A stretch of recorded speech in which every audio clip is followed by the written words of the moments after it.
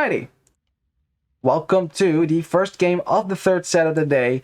In the odd colors, we have MeChupaUnHuevo. No, MeChupaUnHuevo. There we go. I had the wrong abbreviation there. In the odd colors, and in the even colors, we have Capibara. Let me introduce the teams first, and then we can get into the rest. In the blue here, we have Franco DMG playing as the Aztecs. In the green, we have Yetch playing as the Magyars. In the teal, we have Lee Viper. And we know it's not the real Viper because he's not in the yellow. It's Lee Viper. You think that's called Little Viper? That'd be really funny. In any case, in the gray, we have a name I cannot pronounce. Wait. Okay, so what was this again? Was it he? And then it's that, so it's go or gi? Ko. Ah, man. I at some point, I tried to learn a bit of Japanese kana, right? Like the symbols here. I can't read these because that's too difficult. But those, I should be able to read those. I'm not sure about it. I know it's a g sound, that one, and that's ko. So gecko, I don't know. We'll just call him Unum for this set because that's the clan tag. Anyways, in the gray playing as the Vikings. We'll figure it out some other time here. Then here in the red we have True Display playing as the Mayans. Like that. We have Rysoski playing as the Berbers in the yellow. And again, no surprises here, right? Berbers for Patagonia. Another non-surprise, Gerakt89 playing as the Franks in the purple. Last but not least, we have Benji Cello playing as the Britons in the orange. And awesome stuff. Yeah, again, I don't think there's a lot of standout civilizations here that like really strike me as, oh, why did you pick those on Patagonia, right? I mean, maybe Burgundians could be better on other maps. Not so much because they're not good on Patagonia, they are. It's just because they're not the best cavalry civ out there. Like a civ like Persians would be better. Although Persians was banned for this set, so I mean that's not gonna, we're not gonna see Persians this map whatsoever. But yeah, just. And then maybe Aztecs, not the best flank civ imaginable here as well. But considering we don't have a Gold Rush style map like Kanagawa or Uyuni, you know, that's maps that Aztecs could definitely shine on because of the extra gold. You can always make an eagle switch. But yeah, well, it should be fine here. Oh, as red is signaling this. Let me get to Gaia's point of view because orange just got housed. Thought we didn't notice, huh? Of course we know. It was fine. It was just this house was up a bit late. That happens to me all the time. Timing is something. Well, let's talk about the resources, shall we? Before I start blabbering on about unrelated things. For gray here, we have a forward gold on a hill behind this wood line. In other words, a gold we do not ever touch until we secure it in the mid game. And gray agrees with me, walling that out already. Has a gold in the back, has a main gold in the back, you know, at the bottom of this hill. It's quite far away on this open plain. So again, if he walls in front here and then finds a way to wall in the back, maybe even team walling with teal, that's how close they are, maybe that could be really good. That's Gray's bringing 4. His berries are behind the walls as well, even though they're kind of forward. Totally fine. As Gray running into the town center, eating some shots there. We'll have to kind of stay clear. Luckily for him, red is an eagle civ, so the eagle will not be able to chase him down. As red also ran into the TC, but I'm not sure. I think red did he lame a pig? I think he lamed a pig. I am pretty sure he did. Either that, or when he was running through, the town center fire shot the pig accidentally because these arrows are not. They can target the pigs. Or hit the pigs, even though they're not. And oh, Gray actually losing a villager there. Red gets the snipe, so this was worth it. I mean, Red should probably have tried to run away there, but he gets the vill pick, so that's really nice. You know, that early villager matters a lot because think about it. That is. How much is that? 20 divided by 20. That's like 5% of your economy right there, going down. Instead of later when the villagers are just nothing. So losing a vill before 20 vills, that matters a lot. I know that sounds weird. It's kind of counterintuitive because it's like, it's just one villager, right? Yeah, and I know that, but trust me, or trust the professionals who know way more about this game than me. That one vill does matter. On the other side, we haven't talked about that though. We have a kind of a back gold here for blue, who is losing a village to his scout, but I think you can save that village. Yeah, orange will have to run away. We have kind of a back/forward gold for blue here. It's kind of out in the open. If he walls between these wood lines, maybe. Even if he team walls with green. I don't think we're going to see team walls now. Blue is going to go for a mining camp that's quite far away from this gold. We'll have to wall on this side. The scout is now too weak to deny this, and this village has looms, so orange will have to run away here. And the walls will go up, so they'll be pretty nice. On the other side for orange, as a forward gold, his main gold is kind of forward though, and he's walling to it. Yeah, you know what? You know how I feel about walling to your gold, right? It's just, I understand it, right? You want to save on some wood, but you're gonna pay for that in having less security later.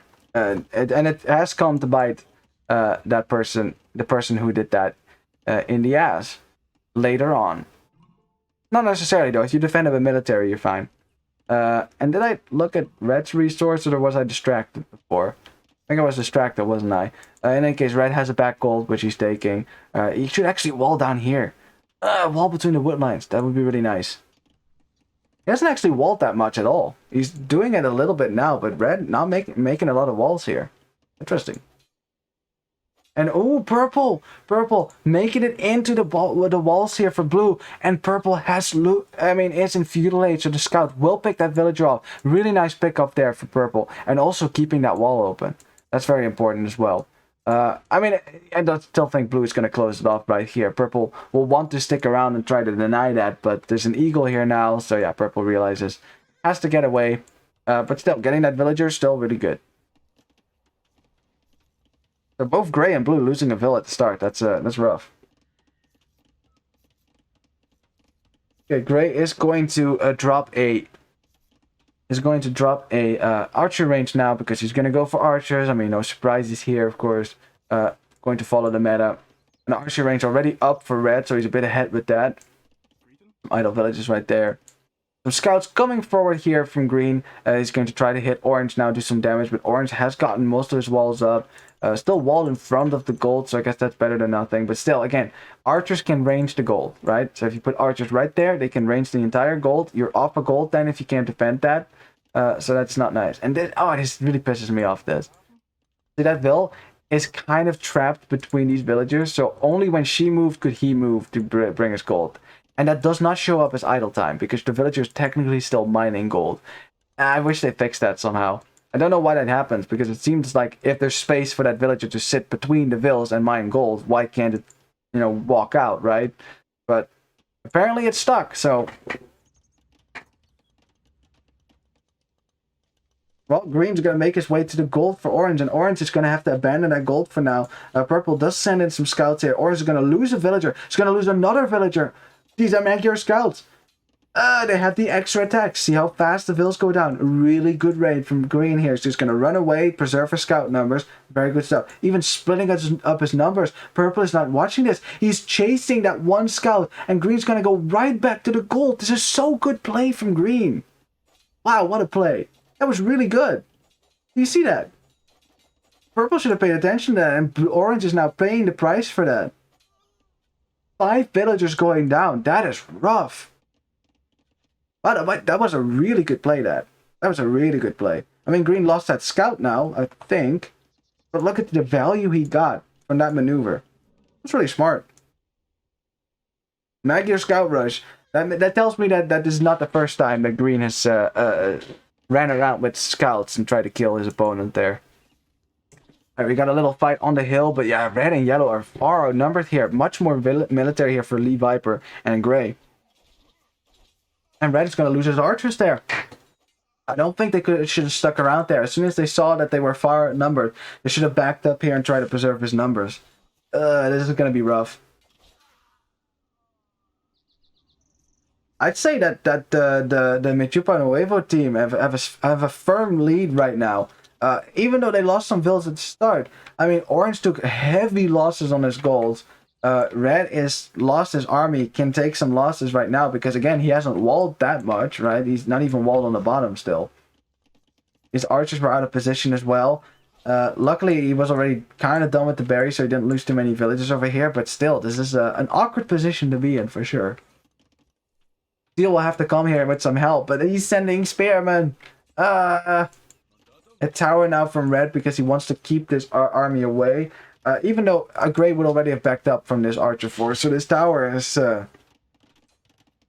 not the best tower. Let's just leave it at that. It also means that red can't drop another town center in the next stage if he wants to. So that's will delay your boom as well. Okay, blue is thinking about am I going to wall him out or if I'm going to repair this wall. And it looks like he settled on walling this out. There you go. Scouts should never be able to get in here. You know, if you keep an attentive eye on your walls, should not be able to get in. Now, blue's base is really nice so far. Really nice. Although, why not? Why aren't we just team walling this at this point? If we're gonna wall like this, right? Why not just wall there? Anyways, would be a giant butt that way. That would be funny. There you go. We have a little lull in the fighting, and I lied. We have a fight going on over here. Yellow again doesn't have the numbers of scouts. Lost all his spearmen again. Gray did take some losses on the archers here. I think a lot of archers actually went down right there. It was a pretty big fight then. But red has the numbers to push this away. Burgundian player does have armor on his scouts here. They want to take the fight, but I don't think you should. I don't think you should right here. Red has the numbers. He's Mayans too. No, I think the damage was done. You know, forcing a tower, killing some vills, you know, forcing this army away. This was good damage. Gray now reinforcing with some more archers. They might actually think about taking the fight. I mean, Teal could tank some shots there. Well, they're fighting right now. Red being attacked from two sides. It's hard to micro that. Loses 2 archers to 1. Teal should probably get in front of this with his scouts. Just to tank, to eat some shots, right? That's all it has to do. Oh, but Gray kind of splitting up his archers there. Lost a few himself here. Teal's now here with scouts. Yeah, okay. At this point, I think, because Red has more archers, I think they need to be very careful. You don't want to lose your mass here. Oh, but Yellow actually diving this, but has no armor on his scout, so loses his scout there for free, which is good for Teal. One of these scouts for Teal is really weak, so it's as if he doesn't have that scout whatsoever. Gray's trying to get some damage in on Yellow's scouts as good as he can, but they see how many archers Red has, so they realize they can't push this right now, so they're going to back away from this for now. Good stuff.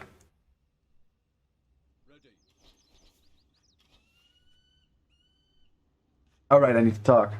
Right, I almost forgot. I'm the caster. I'm supposed to talk about this. It's just not too much happening right now. Let's see. Gray is going up the cast slate. So is green. So is teal. Blue's not though. But he will probably get there sooner or later. Yeah, he will click up in a sec as well. I don't know if the cast slate's time is going to be that good for red here, because he did take some damage. Yeah, he also needs some food. So he's down some food. So red's going to be quite delayed to the cast slate. So he needs to keep this army alive while he clicks up. That's important. Hasn't clicked up so far. Everyone else is up to the way to cast slate, so... Including Orange, who took a lot of damage over there. So Orange, as you can see, is behind in Vills. It's 39, but actually, that's the same amount of Vills as Purple. So Purple must have had some DC idle time. Also clicking up the cast slates, of course. That's about 3 villagers. No. 3 Vills? 2 minutes, something. That's more than 3 Vills. It's like 5 villagers then. That might explain why he's so close in Vills there. Well, I really like that Gray and Teal are controlling this little hill here, because this hill might be little, but it does give you a big boost in your attack here. So if they can hold this hill, Red and Yellow will have to push through here in order to get to Gray's base. So defending this hill will keep Gray safe for now.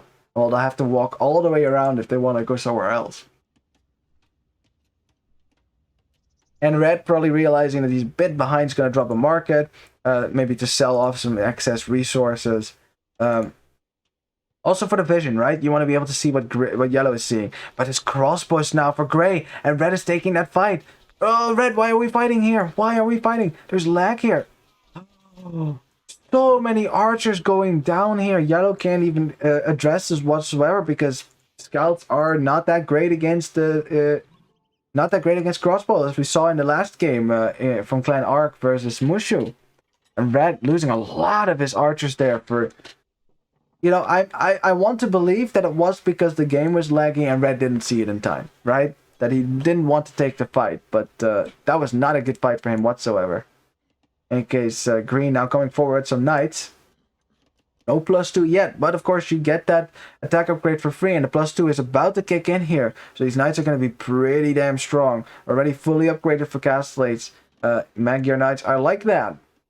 And this is also the window where you want to strike with the Magyars, right? When you have that attack lead over other players, because the other knight players will probably not have the +2. As Grey and Teal do break their way into a red space. That tower looking pretty good now because it's pushing away the crossbows.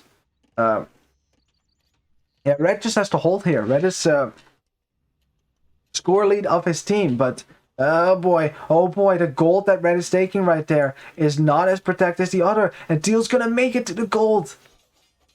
Some vills are going to go down here. Grey sniping some more vills. Red is trying to take out the archers from Grey. Teal's not in position. Grey doesn't have as many archers as Red here, but looks like it's a similar number going down. Yellow is attacking these knights here now. This part of the fight is much better for Yellow and Red here. Grey is going to lose most of his crossbows now. Red still has a good number of them left. Teal will have to run away. Not too many villagers did go down on the gold. I thought that could be worse there. Huh. That wasn't the worst. That wasn't the worst at all. That wasn't the worst. Could have been much worse there. I think Yellow going just in time with the Berber spamming enough cavalry to keep this out. On the other side, though, it looks like Purple lost a bunch of knights there. But yeah, Blue's going to come forward with some siege. He has to, you know, they have to control the better knights. Red player has more range, though. That's of course one thing. And Green should probably not hang around too long here because you don't want to lose too much HP. But yeah, once the siege comes out, it's going to be difficult for Orange to deal with that. Of course, Purple can always use his knights to snipe that siege. So it's, again, siege in team games is always tricky. That is something you do when you're far ahead. Which I do think that Blue and Green are ahead of Purple and Orange. So you have a fight on the hill. Grey again fighting with lesser numbers there, but this time Teal has more Cavalier here. It's only one knight left from Yellow. The Cavalier will now engage the crossbows. That will allow Grey to get a lot of kills. But again, they're just Burgundian Cavalier. They don't have Blood Lions. They don't have the final armor upgrade either, so they die quite fast. And again, Grey is going to lose his mass here. Well, Red and Yellow have really turned it around on this side. They're slowly pushing back Grey to his own base. Grey now does not have a lot of archers here. He will just have to defend for now. I don't think that Teal and Grey can push out here anytime soon. I think Teal should definitely get the second armor upgrade. That's for one. And then rely on your Burgundian economy. And now it's Yellow and Red who are controlling this hill. And this hill is the key to the front of Grey's base. On the other side, we got some siege coming out here for Blue, I mean. And Orange, yeah, this is the moment where you cannot be close to this. With your crossbows because you do not want to get wrecked. But if Green leaves this part, Purple could dive. Dive for that mangonel, that could be good. Your player is losing some knights, but oh boy, Orange has a lot of exposed vills down there. This will force a fight, but the thing is, now you're up against crossbows and knights by yourself. Yeah, I think Green will have to run away. He can't stick around here. I think he could have gotten some vills if he had gone to the top first. He will still find some kills, but is he going to lose his entire army here? Can he get away? Imagine if Orange traps it. Trap! Oh, so close! He was going to trap it. He was thinking about trapping that. That would have been brilliant. That would have been absolutely brilliant. Yeah, I think Green should never have run here on his own. Because now he's kind of in a corner there. He's trying to get away. I mean, Orange should probably be defending, repairing this town center a bit here. But yeah, oh, look at the amount of knights here going down for Green. So the knight number is not very good. That means if Purple wants to, he could jump on these mangonels here. He probably should to save the town center for the Britain player. It will stay up for now. But yeah, Orange is already abandoning that front of his base. He's sending most of his fills to the back here. The siege will go down. Siege will go down, but Purple lost a bunch of knights in the process. Should probably run away with them now. Well, they're holding for now. Orange and Purple, they're holding for now. They just have to make sure that they hold so that that yellow and red can push here. That's the most important thing. And yellow and red, they have a nice hill here, but some siege here now from teal to protect, to defend here. I like that. But still, the numbers for yellow looking a lot better. He's Berbers after all. You can spam these. Red did see the siege, so he knows he has to be careful here. He cannot get too close to this. And yellow, he right-clicked the siege. He wants to get that siege first. He will get it, but losing some knights in the process. We now have a huge fight over here. It's Burgundians Cavalier versus the Berber spam. Berber just has so much more on the field. The Camel's doing really good against the Cavalier as well. Cavalier also lacking the second armor upgrade. He still didn't have that. Oh, no wonder the fight was so one-sided. And now Gray's pushed into his base again. He's trying to micro this, but I think I think that red has gotten ballistics at this point. And Gray's up to Imperial Age. He doesn't want to lose his mass here right now as well. This is a really tricky moment right now. Gray does not have a lot of resources to invest into military. Steel doesn't have military right now. It's getting a bit dicey down here. If Gray can get to Arbalest and Imp, they might be in a fine position, right? They might be fine. But you don't want to die before that.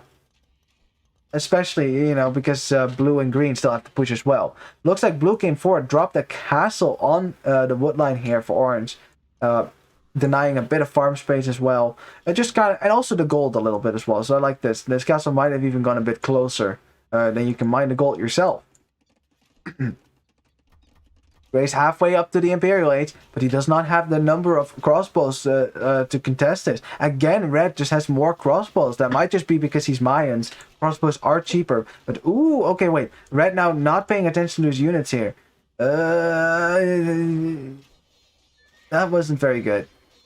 But Gray off a gold. This is good. Yellow taking the fight here against the Cavalier. The Cavalier should do pretty good here, but Berber again, the Berber player again having more new units here. Yellow is all over Gray's economy, raiding everywhere. So much idle time for Gray. He is definitely getting punished for going up to Imp here without having control. Like, that's the thing with going up to Imp. Ooh, but actually that was really good. Red, ooh, losing so many crossbows. Look at that. That's 9 crossbows down, just like that. And Gray's fine. Gray's fine. He will make it to Imperial Age. He will get Arbalest now. Still has a bunch of Arbalest left. And at that point, yellow can't really fight this anymore. On the other side, green taking a fight against the crossbows from orange, but realizes he's probably outmassed there. Blue has lost a bunch of crossbows. Doesn't have quite that mass that he needs right now. He's queuing up some more. That's good. But yeah, this is a good position for them. They killed the town center for orange. Orange is on stone because he wants a castle himself to protect himself. Purple has to invest a lot in a castle age to keep orange alive. Still think this is a pretty good position, and now Gray with the Imperial Age might be able to push out.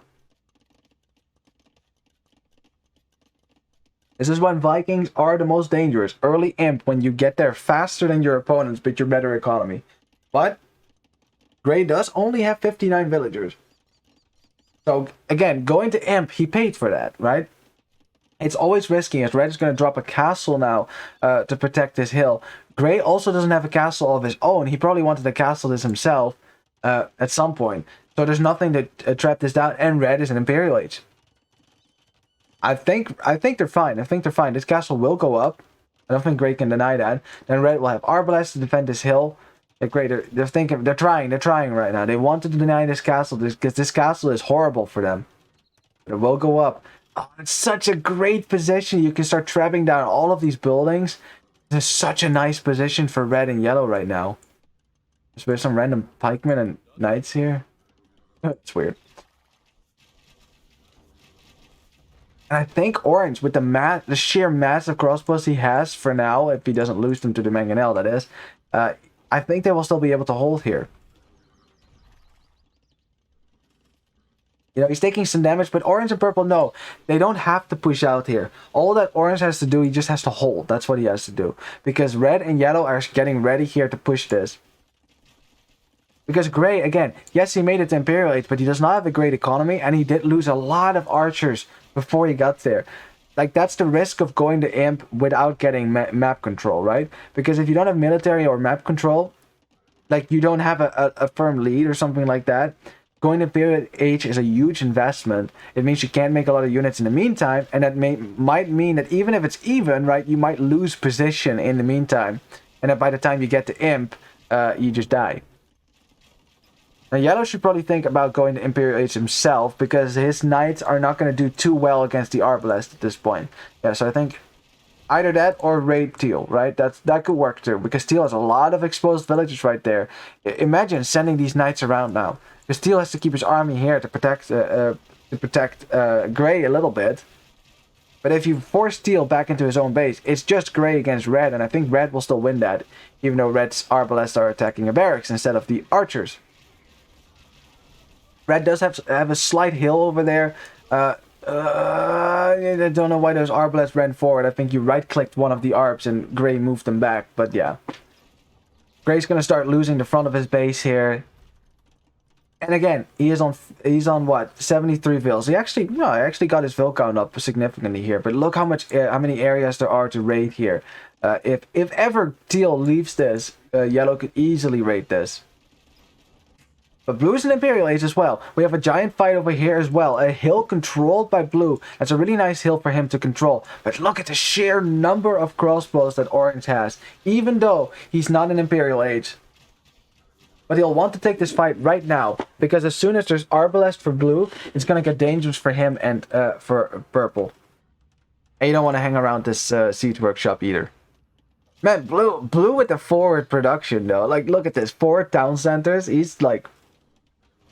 Franco's like, this is what conquest means. I take your land from you, and then I mine from it and stuff like that. I kind of like it. I mean, why not, right? You have a castle, town center to protect your vills, extra gold, extra stone. Why not? Of course, you don't want to lose that control, but taking a rock to the face. Oh, we still have ourselves an even game. The score is virtually even. As you can see, it just flipped here and there. Grey is still kind of alive. But yeah, Grey is an Imperial Age, but Grey is dying. Orange is not an Imperial Age, but Orange is up against an Imperial Age player. He is researching it right now, so I'd say Orange's position is better than Grey, and Grey will have to evacuate villages here. Grey is losing his base fast now. It's going to be Imperial Age for Yellow as well. Yellow also raided the gold, as you can see, can raid the wood line if he sees that. I think we're fast getting to a situation where I don't think that Grey and Teal can hold this. I don't think so. Even if Teal makes it to Imperial Age. It's just now you're up against 2 players here. There's not an Arbalest mass to contest this. Now they're trying to stall this out as good as they can because they realize if they can stall this out, maybe Blue and Green have a shot there. It's a classic revolving door game. That's what this is. One team pushing around one side and one team pushing along the other side. The question is, who's going to be better off? Who will die faster? Like, that's Grey and Teal know that. They can't push this. They just have to die slower than the other side. But right now, again, castles up here for Orange and Purple. They will go down at Trebuchets, of course. But still, it's fortified. It will take a while for Blue and Green to push through. And Grey is already half dead here. Like, Grey didn't relocate his economy like Orange did, right? Like, most of Orange's economy is safe behind the walls. Grey is down to 36 villagers as well. It's just not looking too hot here for Grey. Like, that's all it is about. It's about who dies slower. And right now, I think Orange is the one who is actually dying slower here. This castle will go down, of course. Still got some kills there. It's all about buying time, because as soon as Orange gets to Imperial Age, these will be Arbalest. Britain Arbalest with extra range, as you can see. 3, 2, 1. Boom. 9 range already. They already outrange the Arbalest with Bracer. And they don't even have Bracer yet. Britain's, man, it's broken. Castle is going to go down for Teal as well. Teal can't do anything about it. He's going to send in some Paladins. Paladins are a really good unit, even with Burgundians, even lacking the bloodlines. He's going to get 1 Trebuchet, but yeah, not the second one, because the Arbs are right there. That's too risky. Castle goes down, so Grey's economy is completely unprotected. He has had to flee into Teal's economy here. He's trying to hold with some Arbs as good as he can, but I just don't think they can hold it. And I think now that orange is an Imperial Ace, look at the ball of written Arbalest you have right now with 10 range. Look at that. Now you have to take an even fight, and blue and green, they don't need even, they need smash victories. Paladin it's Paladin versus just Cavalier. You know, Frank Cavalier though, so they have a bit more HP than normally. But yeah, more Arbalest. But still Paladin. Paladin still cleaning up here for green before the upgrades could get in. And even the second armor upgrade, the third one wasn't in for purple. This was a pretty good fight here for green and blue there. Again, because they cannot use even fights. They need smash victories right now. Because if it's an even fight, then red and yellow will smash on the other side. Another castle going up here for blue. That will go up because I don't think that orange can deny that, really. Elite Skirm. We get an Elite Skirm switch from blue. That's a peculiar choice as well. Is he going to go for that unique tech that Aztecs get? What was it? Atalatl Skirms? I don't know what that does, actually. I never get that anyway, so a lot of Arbalest. Orange, if he micros back into a choke point, these paladins cannot really contest this. The orange is getting pushed further and further back, which is why they're not calling the resign right now. Again, orange is dying faster than I thought he would. Just that fight here that purple took. He's actually tagging into pikemen now. Halberdier with Franks, which is not ideal. You're going to be up against Arbalest and Paladin, and you can see pikeman dies so fast here. And green's not going to take that fight. He doesn't have to. He's stabilizing a bit over here, taking out this trebuchet. What is this game? Is this game still more even than I thought? Is it still doable here for MeChupaUnHuevo? Did lose a lot of Arbalest right there. But yeah, orange only has 20 ARPs right now. And now it's Paladin in your economy as well. Sniping a trap as well. And let's look at compare the queues, right? It's Paladin here for green. Green is fully boomed, is spamming Paladins from multiple stables into the economy. And he's up against, well, pikemen. And Franks get Halberdier, so purple just doesn't have the resources, it seems. Well, he should be able to sell some food and get Halberdier, because I think if you're going to do this, you need help. You need Halberdier. And the worst part is that skirmishers do really well against help as well, so it's just not what they need right now. It might be that purple slung some gold to the other side to maybe help yellow. I don't know. I can only check that at the end of the game. And look at this gold mining operation. Oh my god. Imagine if yellow finds that. Oh man, imagine if he would have known that. Just imagine. He's actually sending his army into Teal's base right now. That's 34 villagers trying to take gold right there. That'd be so good. But in any case, Teal's army is forward. It's not to the back. It's Halberdiers for him as well. And some Paladin. Trying to keep this army out for now. Still doing a good job at it. Need one more house. He's buying himself some time, right? Buying himself some time to get the Halberdiers back. They're fully upgraded Halberdiers as well. And you know, in worst case scenario, you can just get the Flemish Revolution, right? If you're gonna lose your villas anyways, might as well get that. The fact he's not on, that yellow didn't fight that gold, that sucks for him. And the score is switched again. Blue and green doing a great job pushing through here. I think Paladin will just wreck everything right now. Wreck absolutely everything. Orange has lost his entire Arbalest army. He's trying to defend right now, but he's up against Elite Skirm. And if purple doesn't make cavalry, you know, if purple does not make cavalry, then suddenly Elite Skirm would work really well, right? Okay, so purple is actually hiding some cavalry here. He's making light cap with Franks. I mean, that will counter the Elite Skirms, but it will not counter the Paladins. Yellow's into the wood line here, though. But Teal is forced to chase, attacking green where it hurts, and that's good. Green out forcing a castle up to protect some of his farming economy because he's afraid of that. And red has dropped the castle on his gold because they want to control the extra gold. It's just so hard to tell who's going to win this. What? It looked easier before, and now we have an eagle switch from red. He's sending these eagles this way as well. The eagles are going to wreck all the Arbalest and the elite skirmishers, but there's so many Paladin over here, fully upgraded Paladin. And elite eagles are strong, but they're not that strong against Paladin. They are Eldorado Eagles, so they have 100 HP, but I think the Paladins will still wreck all of this.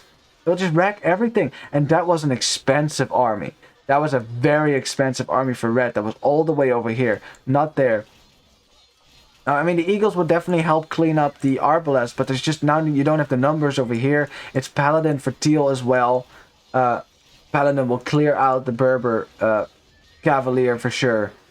The castle will eventually go down if they can't get the trap. Will they get the trap? No, they don't get the trap. Sending in more units, gets the trap. The castle stays up. For how long, I don't know. But this time, it's completely switched right now. Orange is kind of dead here. He's going for Janitor. That's how bad it is. There's 3 castles in Purple's face. Purple about to get raided here by Paladin. The gate goes down, and now you have 1,000,000 Paladin in your base, and you're just making Halberdier. How did this change so fast? Red and yellow had such a great position. They were pushing all the way up to the border of Teal's town, but it's completely changed right now. Gray has an Arbalest army. Teal has an army that counters everything on the other side. The Eagle switch did not pay off for red and yellow whatsoever, and red lost a lot of them in the base for orange as well. This has completely changed. I honestly thought that the position that red and yellow had versus the position that blue and green had was much better. But blue and green sticking with Paladin and completely smashing purple and orange there. I think that early fight where purple took a fight before the last armor upgrade, before Paladin, that was a disastrous fight for them. Absolutely disastrous. We got some trade going on right now as well. I mean, they have some trade on the left, but for how long? Red and yellow still aren't pushing on this side. Yellow will just have to shift some population out to deal with the Paladins in your economy. And look at this. And this is the nightmare. The nightmare of every player. Trade hasn't gotten up yet, so there's no gold, I think, for yellow. Yeah, he has no gold. He has no gold. And you might be Berbers, but if you don't have gold, you still can't make any units. He's making scout cavalry right now. Never mind. That's actually green. Green is making scouts? I mean, they're cheap in Magyars, that's for sure. And the only thing is that there's no trade yet from they're thinking about it right now, but there's no trade yet. And they call it GG. They realize it's over. What a game! That was a really good game. It really was. GG. And what a comeback as well from MeChupaUnHuevo. Honestly, I thought for a second there that Gray and Teal were going to die to this. Like, they were so close to dying, but they held on. They took some good fights there. Yellow, although he was raiding Teal, he didn't fight those villagers on the hill. That would have been sick. Imagine if he killed all those vills. That would have been really good. But yeah, blue and green pushing through orange's base here, taking that giant fight over there before purple had the final armor upgrade, losing all his cavalier to the paladin, and then orange suddenly couldn't fight this on his own, and that was the beginning of the end, because at that point purple switched into pikeman, didn't get halberdier until quite late, and it just didn't work out for him. It really didn't. And then orange suddenly died pretty quickly there, while gray and teal managed to stabilize. And the eagle switch might have worked on this side. Eagles counter the halberdier and the arbalest, but red sent a lot of them to the other side to try to swing this fight into their favor, but it went down to the paladin, I mean. So GG. It was a really good game. Well played by both teams. They are very evenly matched. This is going to be some series, I can tell you that. This is not going to be a 2-0. I think that both teams can take games here. And let me actually update the scoreboard. Make sure I have the right team. This is, yeah, it's MeChupaUnHuevo. We have 1-0 here. That was a good game. Good game. Let's look at the military score. Wow, look at the military count for green, though. 99 army. Yeah, he was spamming army, man. He was spamming. I think orange and purple, they did a good job holding on, right? And oh, Rhinum says, this was a really good game. Cool to see everyone go to Imperial Age. Yeah, it's nice to see that for a change, huh? Also, everyone say hi to my little bro in the chat.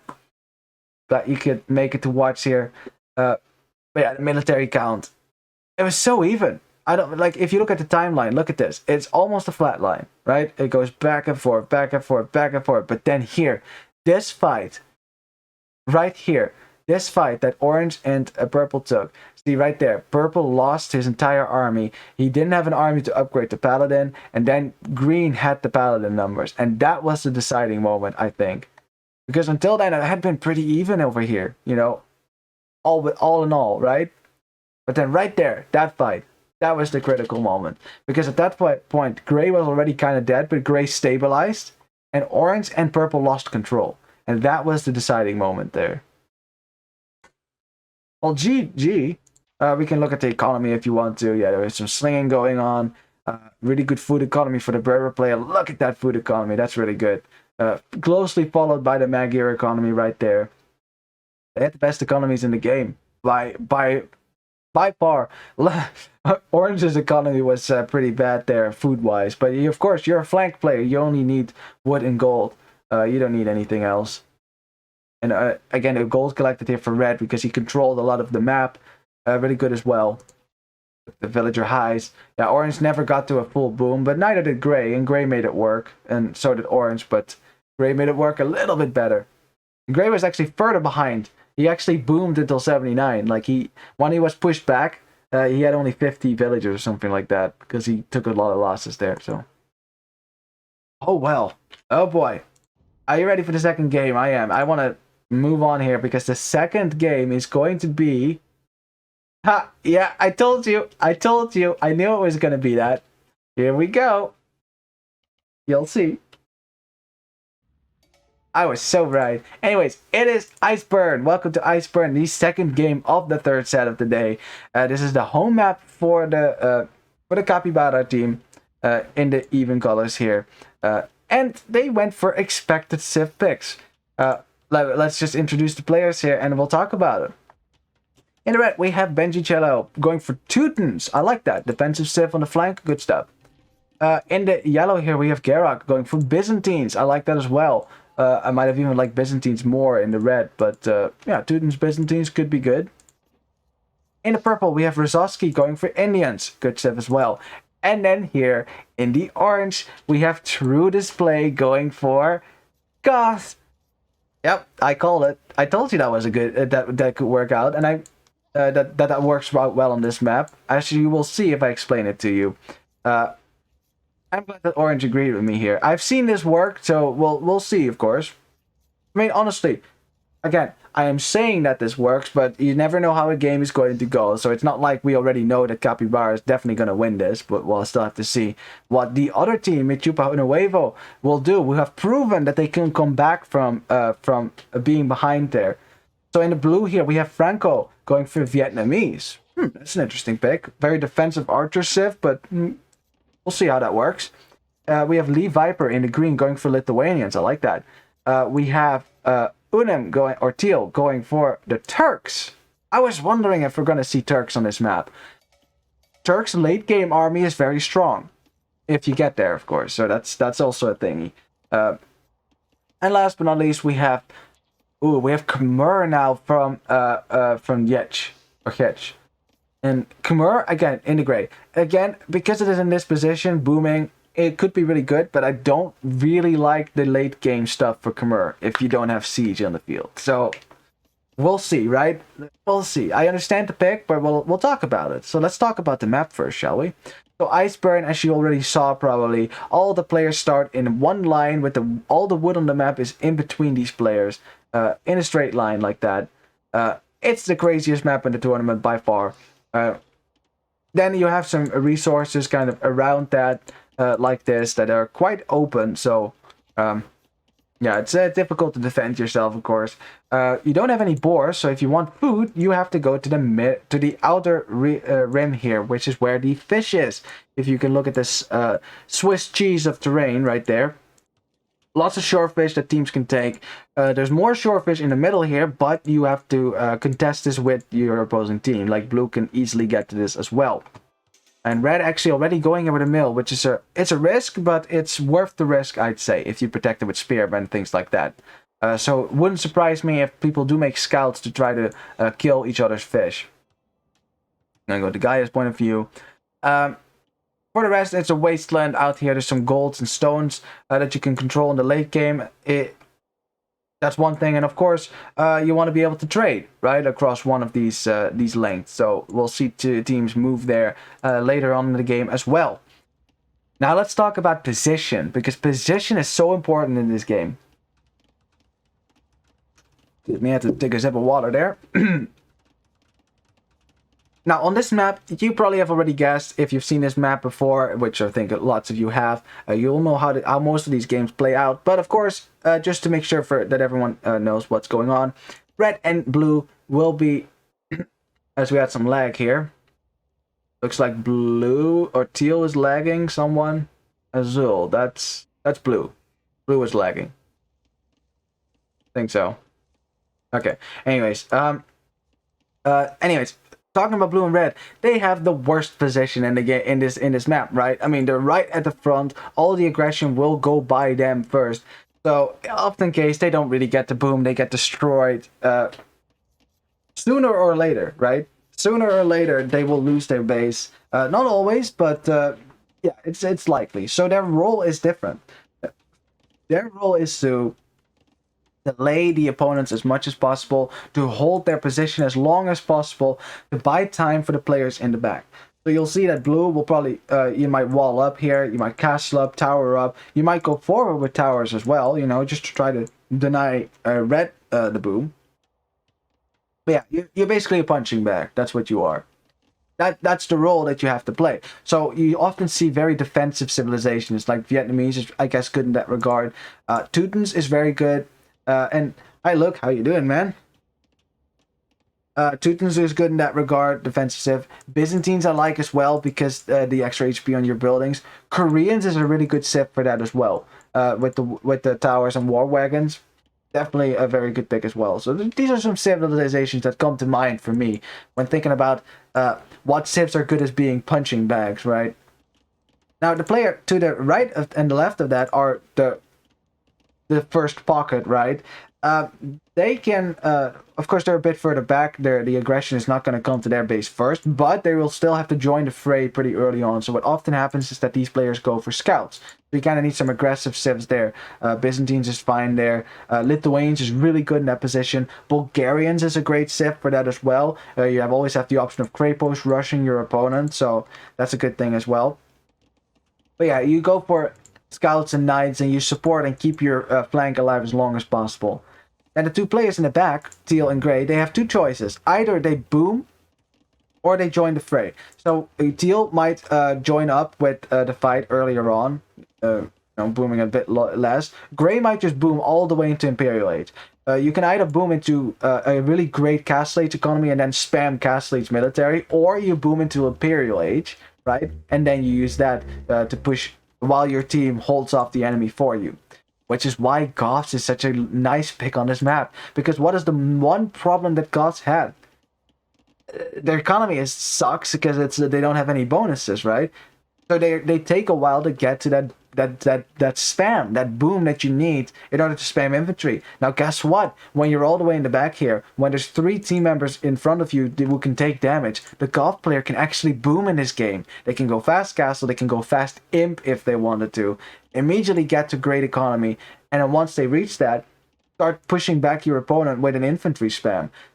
It works. I've seen it work. It's so hard to deal with because even if MeChupaUnHuevo does everything well, they push back red and yellow and purple. If they can't touch orange's economy, orange can still push all of that back just with a Goth spam. So they will have to keep that in the back of their mind. They have to prepare for that eventuality that might happen at some point. So let's see how the teams are going to deal with that. Okay, interesting. Red is actually towering up the shorefish here, so he wants to control the shorefish. These towers will deny the shorefish for blue, so you can't take that. But blue is actually not really interested in taking that so far. He's farmed, he's on berries. He hasn't even gone out to the shorefish over here. Interestingly, actually, only teal and green going out to the shorefish here, and it looks like teal actually went out quite late there as well. Gray's not using the shorefish, and neither is blue, so that's interesting. We're kind of losing some food there. As you can see, this is the home map for the Capibara team. They probably practiced this map, and they're heavily on the shorefish, which makes a lot of sense. And Yeah, red is fortifying his own shortfish, but I think you might need a barracks here and get some spearmen out because green is on the prowl. He's on the prowl with the scouts here, and also that's 15 vills. You can't fit all of those in towers. Wait, but these are Teuton towers. Yeah, never mind. You can fit more villagers in there. Well, here we go. Here comes the first fight, and Teuton player is gonna drop all his villagers in the tower, and look at that, 10 villagers are safe. Boom, just like that. Just Teuton things, man. Just Teuton things. Oh my god. Look at that. 10 villagers per tower. That's good stuff. They probably have to like huddle together because there's not a lot of space. Because imagine, this tower is not bigger than a normal tower, right? And normally only 5 villagers fit in here. So imagine how crammed it's going to be if you cram 10 villagers in there. It's not going to be fun for the vills. But at least they're alive, so there's that. Not seeing a lot of aggression just yet from the Capibara team. They are sending forward some scouts. Looks like purple is making some scouts here. Indians, of course, they love this. They love the shortfish. That's why Indians is such a great pick on this map because all the shortfish Indians gather that faster. It is the second fastest food source in the game. As purple is sending scouts all the way to gray. That's actually really good because gray didn't have loom. He didn't expect to be able to be hit here, and now he lost multiple villagers here. This is really good. Delaying the boom player here too, and kind of punishing him for not getting loom. Yep. If you go for a boom, you gotta get loom, huh? Okay, I'll see myself out here. Okay, green doing a good job defending his shortfish with the spearman, so yeah, purple can't really hit that. But yeah. I mean, gray, I know you're far back, right? I know that he's far out of the way, but I think it's still smart to still wall up a little bit so that this doesn't happen, because now you've got scouts in your base, which is still annoying.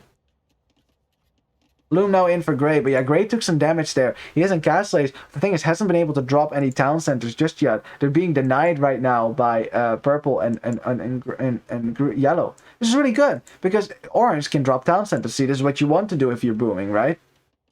So far, it's been really nice. And green looks like he lost some scouts here as well. Looks like purple took some losses here as well. I'm not sure how many villagers that is.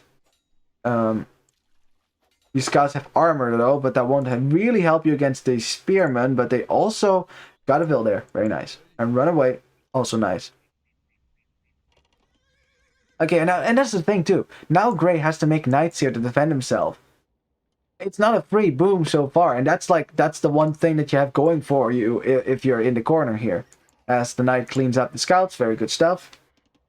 Yeah, so Gray definitely a bit behind orange now, because orange will be on 3 town centers, will be booming, will get a vill lead. Yeah, Gray's still on 28 vills. I like this. I like this a lot that they hit the Khmer player there, because the Khmer player can boom like crazy. You know, that's definitely dangerous there. A lot of skirmishes as well. Oh my god. They're chasing this one scout. Oh, blue.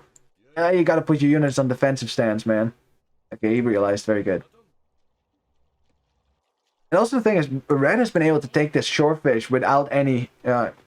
without getting hit here whatsoever. These towers are actually pretty smart. So yeah. It's not as aggressive as a game as I thought. Red has already clicked that the castle is going to drop a castle. Maybe forward or in his own base. I guess you gotta drop this defensively, because the thing is you don't have any military to gain the map control necessary to go forward and drop that. But imagine a castle right there. Oh, imagine a castle right there. A Teuton castle. Shoots the town center, denies the wood lines, denies the gold, denies farms. Man, it'd be awesome. Again, I don't think you're gonna get away with that, because, again, blue has army. But imagine that. It would be cool. No! No way! Red! You're crazy!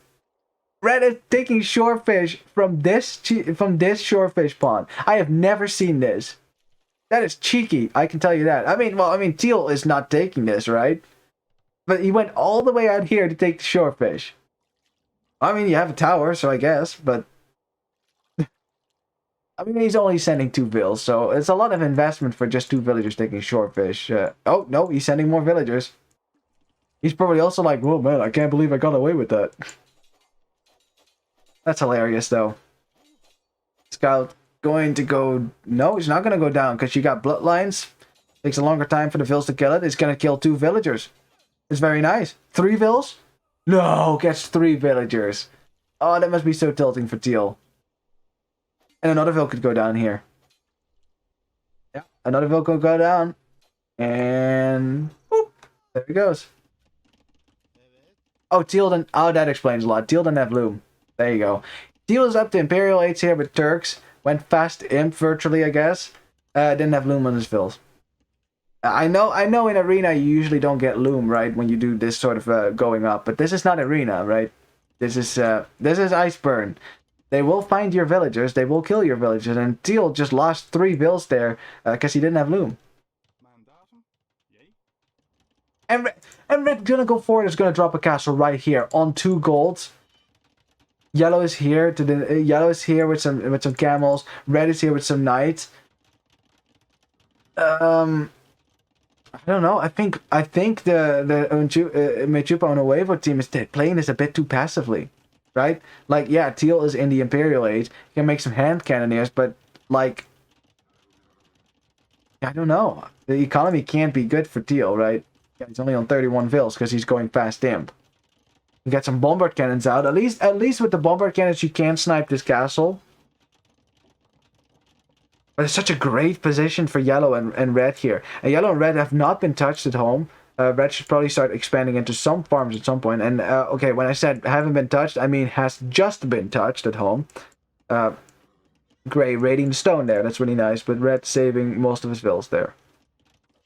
Castle will go up. Again, will shoot down this town center as well. Is denying the golds for blue. So he's only 1 gold at his disposal right now. And Red is gonna take the gold.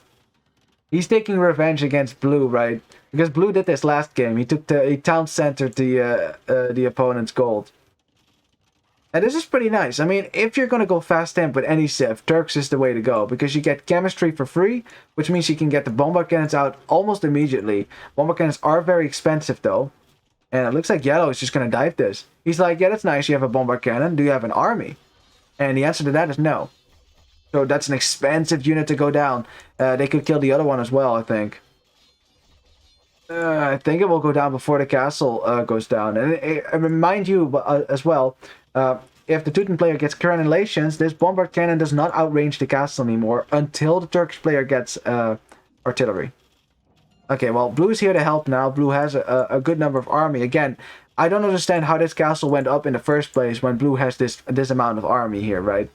But it looks like Yellow will get the bombard cannon. It's close. Teal trying to save it, but it will go down. No? Wait. No! Whoa, that is so close. 4 HP. Just 1 more hit. Well, now it's the castle that will go down. Yeah, I don't think that... I think town centering here was a bit too premature, right? They didn't have the military control just yet there. Town centering this. Oh, I've never seen that either, but that makes sense to me. Except that you can't farm around this easily, so that's gonna be a problem, but... No! Green found the villagers and murdered them all. Look at that. That just happened as well. Green realized there were vills there, and of course... This was a very risky fishing operation. I hope these villagers got paid well, because their families are going to go without their providers now. Okay, I'm sorry, that took a dark turn, didn't it?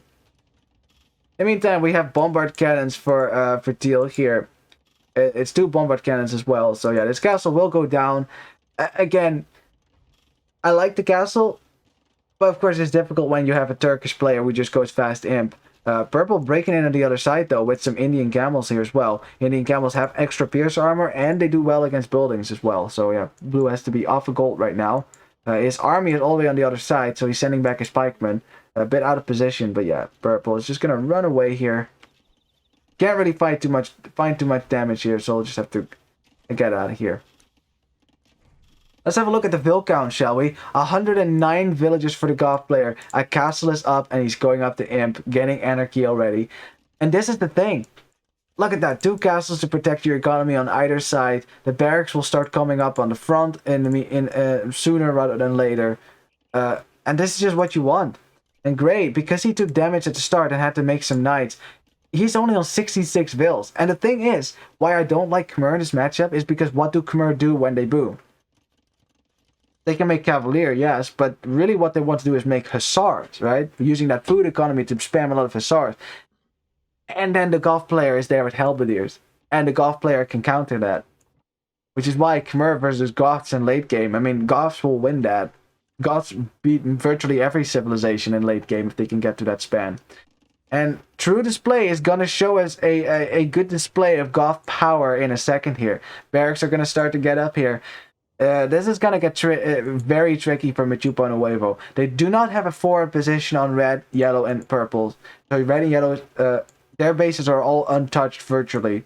So all the fighting so far has taken place in MeChupaUnHuevo's base, and that is before the Goth player gets here. And that's going to change really quickly here.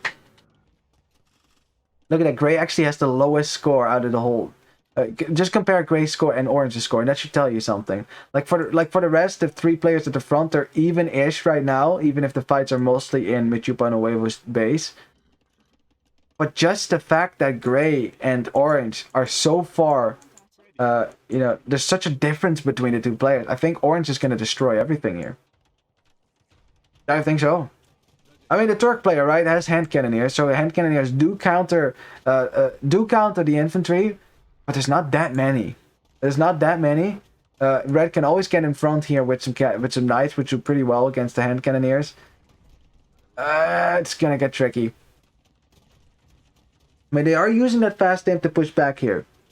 Again, this is an expensive army, and Teal does not have a lot of vills. He has 42 villagers. He went fast amp. They're making a lot of military. If this push does not work, Teal cannot afford to make more bomber cannons and hand cannoneers soon. So this is risky. This is risky. They see the barracks. They know what's gonna come.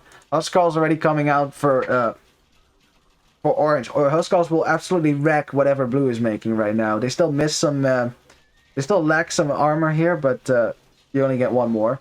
Huskarls do really poorly against Knights, so you don't want to fight that. But yeah, someone kill the hand cannoneers, and Orange will wreck the rest. And there you have it.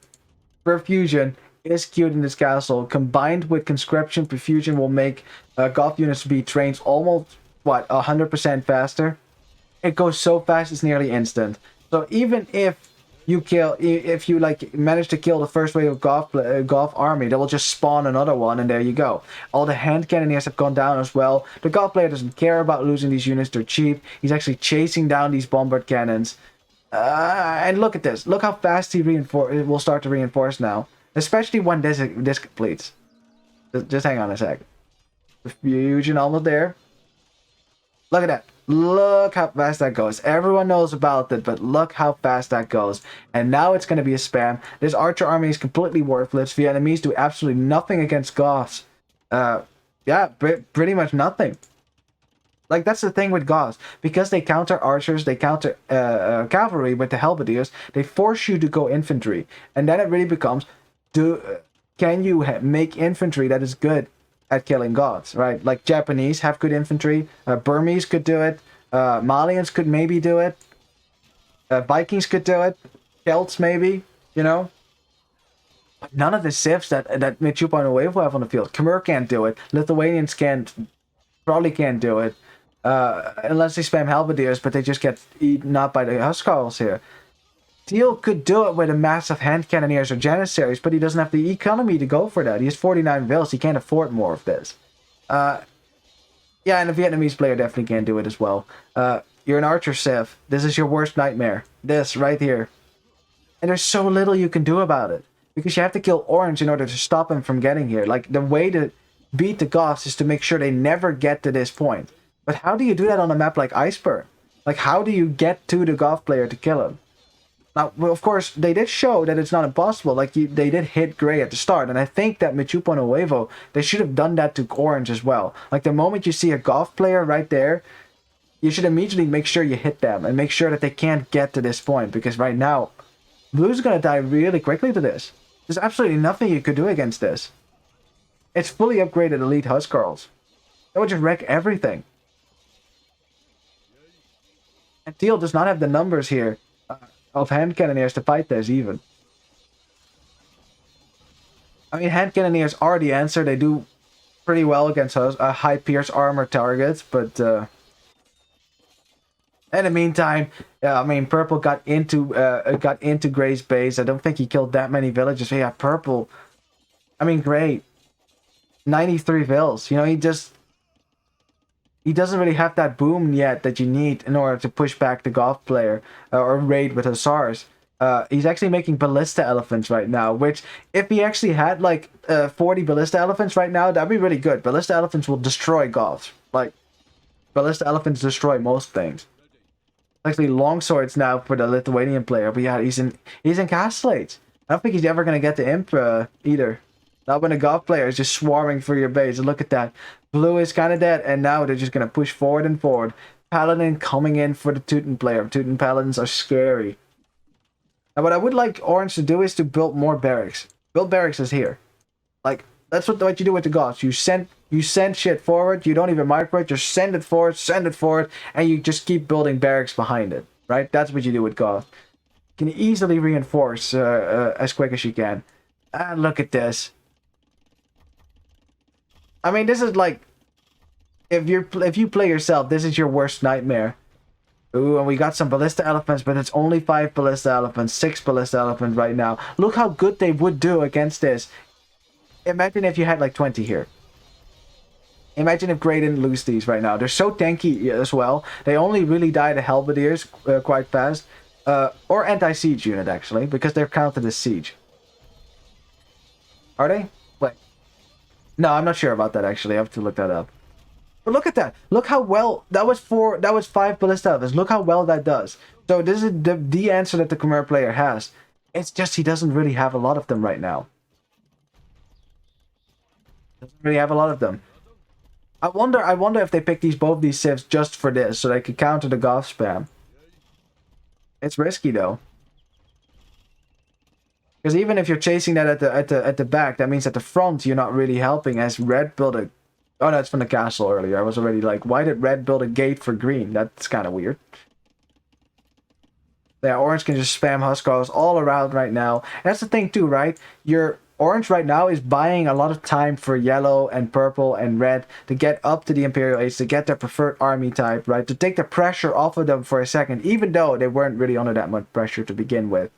And even if Orange gets pushed back, right? Even if Orange gets countered, then suddenly you have 3 players in the Imperial Age that can do stuff.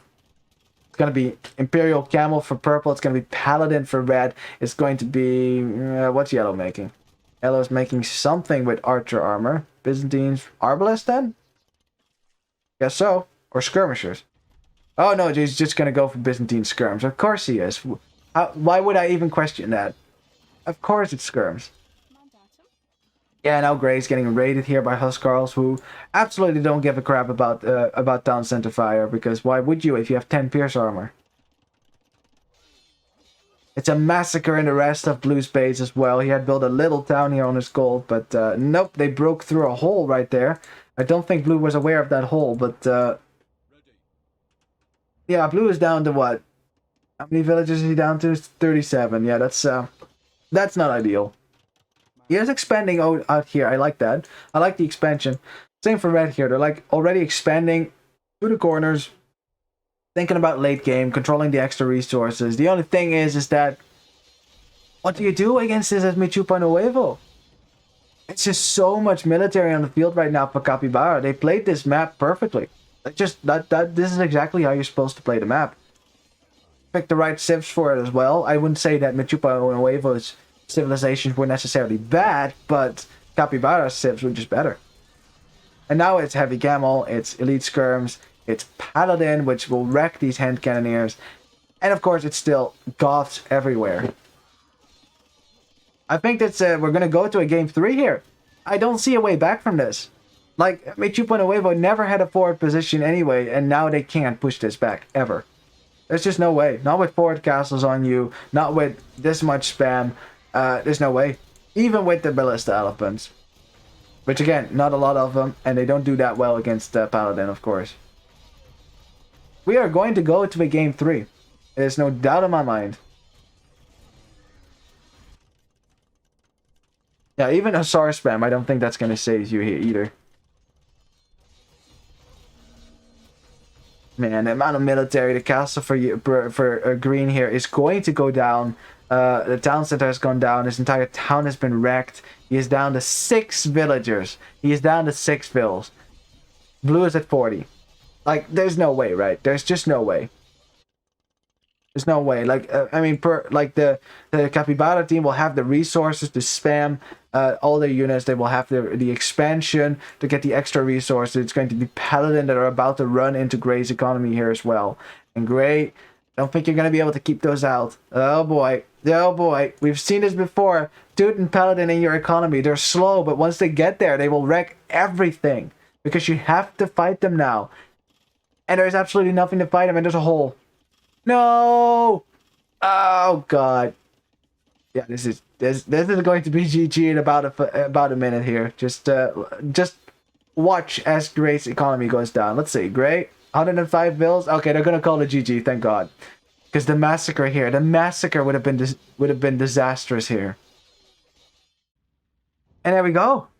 MeChupaUnHuevo tapping out.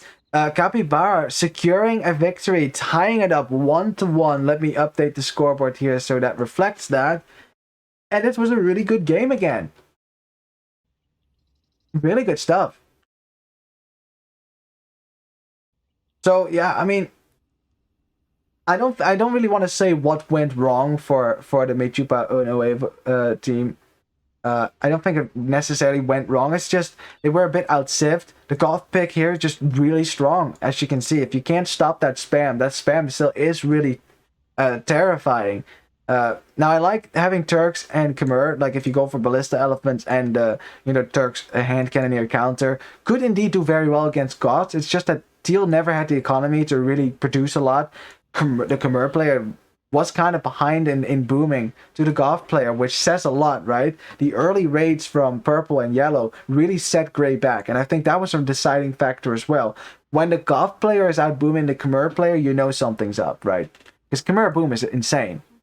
And for the rest, also, it was always red and yellow who had a forward position on blue and green, never the other way around. They never raided the fish as much, all sorts of things that they could have done.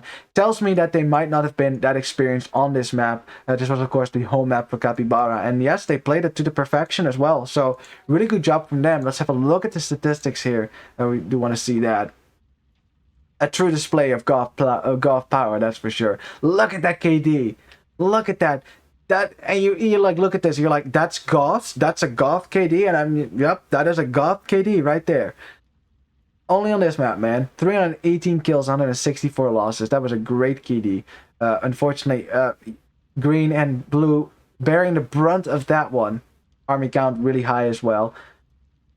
It's just, how do you stop it? How do you stop that? It's like, look at the boom for the Goth player as well. He was untouched. Got some tribute as well from purple here. Untouched, could just do whatever he wanted. Get to that Goth spam, and that's of course the scary thing about Goths. They either get destroyed or they destroy everything, and that just kind of happened here. 142 vills, even an overboom. He probably deleted some at the end, but yeah, it's really good stuff. Not much you can do about it at that point. Look at that. They were already kind of behind before the Goth player started spamming stuff, and then that just made it worse. Yeah.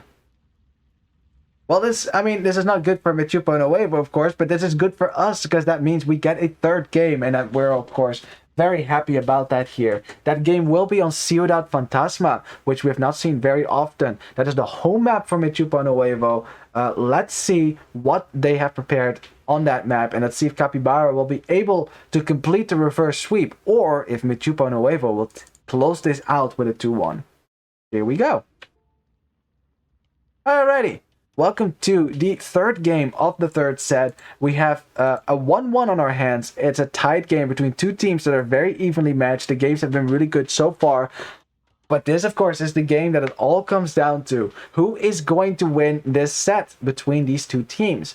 In the odd colors, we have MeChupaUnHuevo, whose home map this is. And in the even colors, we have Capibara, who just won the last game. So it's all about this game right now. Let's first introduce the players quickly here. In the orange, we have MeChupaUnHuevo playing as the Italians.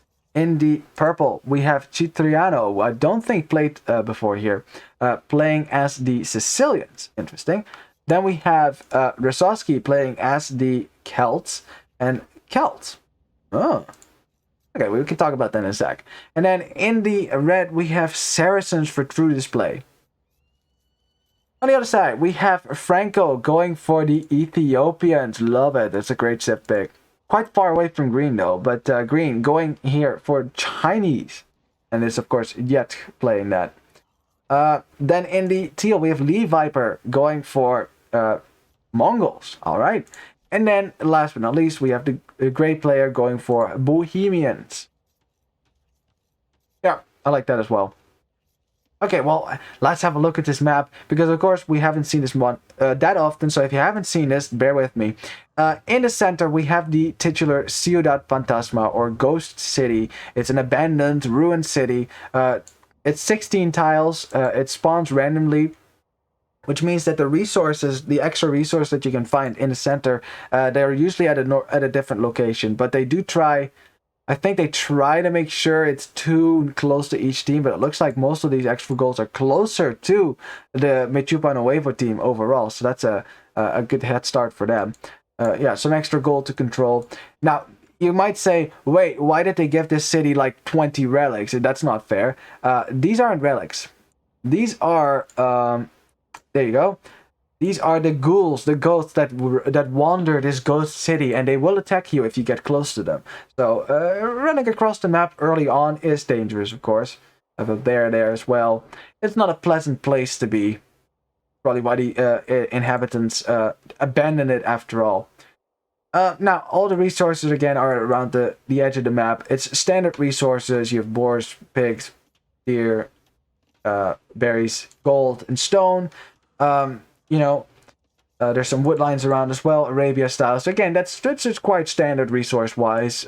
Players can fight for control in the middle of the map, of course, near the late game. I don't think that's going to happen early on. There's one other gimmick on this map, which is there's a wood line that is kind of circling the corner here. If you cut through that, you can get the relics and a Victoria that you can convert, and it becomes yours. It will, of course... take away some population space, 20, so you definitely need to be careful that you're not pop-capped when you do that. That actually happened to some players. They walked in here, got the Pretoria, then they were pop-capped and couldn't make military, so you gotta be careful with that. These extra relics are really nice. There's 2 relics per corner. It's the same all around, so I think for late game players might decide maybe to control the Pretoria. But yeah, we're not there yet, of course. For now, I think players are probably going to wall up a bit here. Blue with the awful golds, though. Oh, man, that's bad. He has a back gold, kinda. That is his gold, I think. Yeah, that's quite far away. Look at that. Both his golds are forward here in the same spot. And he's even walling to his gold as well. So Franco will definitely have to make a lot of military to protect this gold so he can take it. Red will like that. Red's golds are all in the back. Look at that. Look at this safe gold against the edge of the map. Wall there, and you're fine. Has some golds in the back as well, just in case. Some random graveyards over there. That's kind of unsettling. I honestly don't understand why you would ever want to live next to a graveyard. Like, I know, yeah, zombies aren't a real thing, but it's just the idea, right? Like, imagine you're sleeping and then your window looks out over a graveyard. Like, that seems kind of creepy to me. So, yeah. I don't know, man. I don't think Red's villagers are going to be very happy there. On the other side, we have orange. We have a forward gold for him, but it's very close to his DC, so it's okay. His other golds are to the back, so he has some stuff to fall back on. Gray, similar story, has a forward gold, but it's very close. The secondary gold is much more further forward, is outside of his walls right now, so he will not be going for that for now.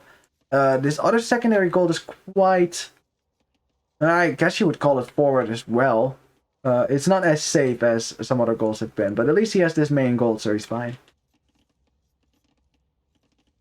Now, because we haven't seen this map quite often, I wouldn't be able to tell you with certainty what the strategy is going to be. I think this will play out similarly to Patagonia with some, with some gimmicks here and there. Like there's some extra resources. There's the Victorias they talk about for the late game.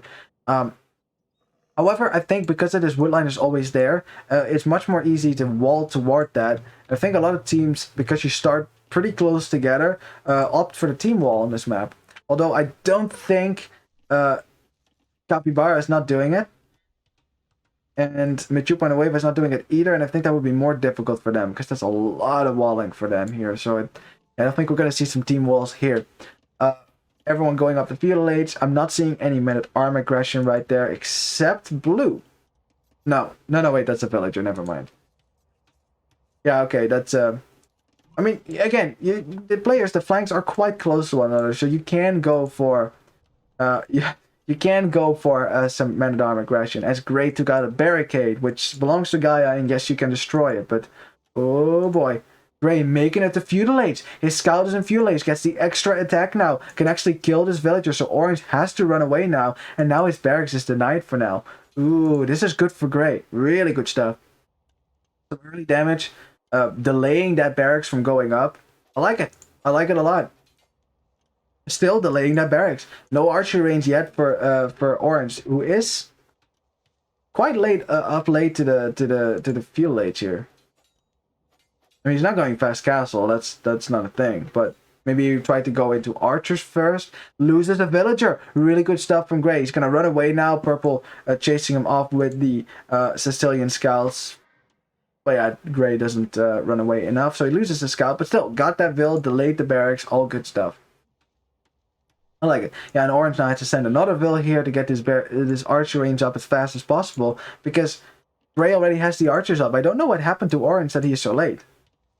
Did he, like, lose a war or something? Or what happened? Like, something, right? I mean...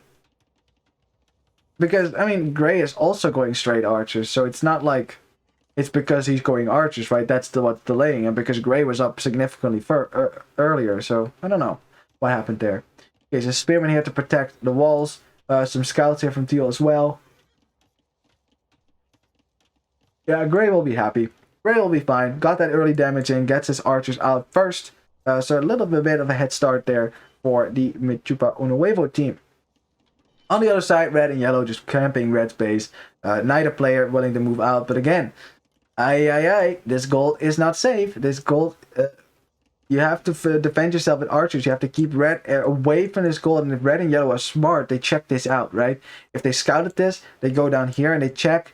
How is blue taking his gold and can we deny it, right? Because it's so important at this point in the game to hit the gold from your opponent. Because if you take them off gold, especially for the flank player, no archers for you. And if there's no archers, then it's going to be really difficult to defend yourself. More scouts from yellow. He's taking a fight against the scouts from green. Taking out some scouts there. Celt scouts, though.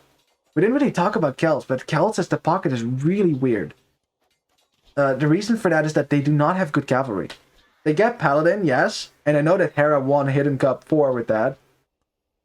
Or at least he won a game in that finals of Hidden Cup 4 with a really nice Paladin switch, which indeed was a good switch. It really was. But it depends, right? It depends on the situation. That situation, it worked. But if his opponent had figured out, right? Had figured out that it was going to be Paladins, it wouldn't have been good. Because it would have been Halberdiers, it would have been countered by other cavalry. Trust me, that would have been bad. But in this game, I don't think that yellow will go for Paladin long term. And then you gotta ask yourself, how are you gonna survive when your pocket can't go for really good cavalry? So we'll see.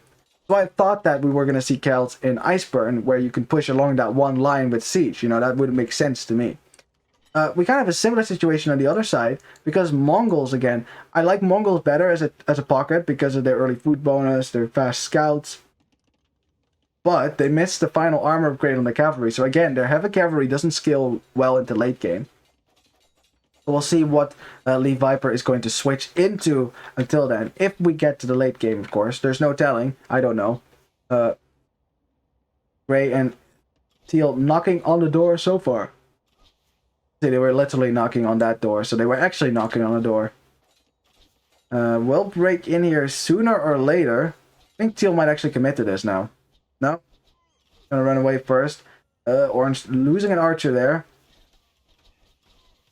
So far, it's pretty equal over there. Blue still fighting over here, but he doesn't have a lot of scout support. Now some reinforcements. More Celt scouts.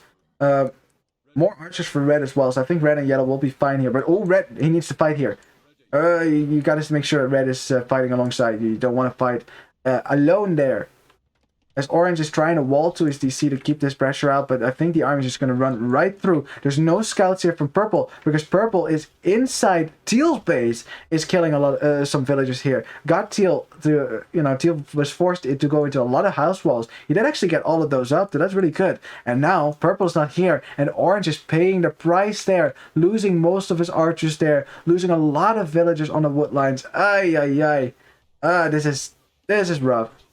The gold mine's completely abandoned. A tower now on your wood line, which is always ideal. Will that even go up, though? Don't tell me that gets denied. It's 80%. He's clicking it, right-clicking it, trying to force it up. I don't think it's going to go up. No, it gets denied. 90%. Oh, that's disaster. This is a disaster for orange right now. Oh, man. Oh, man. Some scouts going down for Teal, though. That's good for orange. You can actually finish that tower now. But your gold is still not saved, right? And without gold, how do you make more archers? Oy. In the meantime, blue losing most of his force down here, though. I don't know if that was his entire force. Looks like he lost a lot of force over here as well. Looks like yellow pounced on that with his scouts. Again, Celt scouts are not that special. Do have the attack upgrade. That's interesting. That's quite even on this side, but that's not good enough for the Capibara team. They need to be pushing this side because orange took so much damage down here. It's still taking damage. That tower is still not up. Half his economy is idle right now. I would not want to be in orange's position. I could tell you that. How many villages do you have? 27. It could be worse, I guess, but you're still far behind the opponents. Purple is still running around, and look how many spearmen the Mongol player had to make to counter this. And purple is just being annoying and running around. And it looks like Teal is Teal spreading out his spearmen, but purple is still gonna get away because handling units is tricky. Good micro. Still idling some economy here. Purple is trying to run out now, but I don't think that's gonna work. I don't think he's gonna get a Vil. So yeah, the scouts go down. Purple will still be happy with the damage he will be able to do, but the thing is, orange took way more damage than Teal did. It's still taking damage right now. Like it's not like orange took damage and now he stabilized and he's fine. He's still taking damage. Ooh, but gray running under the town center, standing for so many archers there. Also going up the castle age. Orange is not going to get up the castle age anytime soon here. So yeah, they're already in a defensive position now.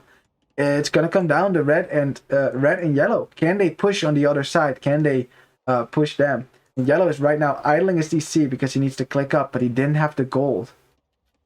Oh, he hasn't been on gold long enough. Oh boy. I think at this point, you a Vil? Yeah. Oh no. That's a mistake from yellow. So what he's doing right now, he's getting the gold mining upgrade because he wants to collect gold as fast as possible. And this is what he should have done. There you go. Drop a market, sell some wood, and there you go. Right, you go up to the next stage. And queue a Vil, of course, because you have the food for it. Yeah, that's a slight mistake from yellow here, and that's going to set them back a bit because green already in the castle age. Green going to be able to already has knights out. It's going to be a while before yellow gets there, so that will mean that red and yellow will lose momentum on the left side here. And that's not a good sign for Capibara, because they needed that momentum. Because on the other side, it's getting pretty rough for them. It's a good fight here for orange and purple here, taking out some archers. But actually, gray sniped some archers from orange, left the skirmishers alive. I like that. He's trying to keep his army alive. The spearmen here will discourage purple from engaging there. Gray now makes it to the castle age. He can get his upgrades, dropping a third archer range as well. And the thing is, he could go for chemistry, which would be really strong. encapsulates, because you get that one extra attack, right? You get one extra attack, which is almost the same as Bracer minus the range. And it makes you see how strong Bracer is against Castellate's Knights.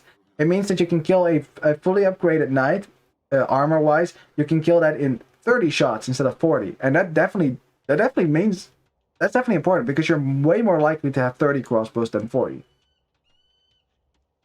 Let's see if, oh yeah, a University for Bohemians. It's cheap. It only costs 75 wood right there. There's a discount on it. Let's see if he's going to go for ballistics and chemistry.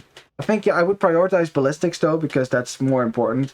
So you actually hit shots, because they might do more damage, but if the shots still miss, then it doesn't really matter.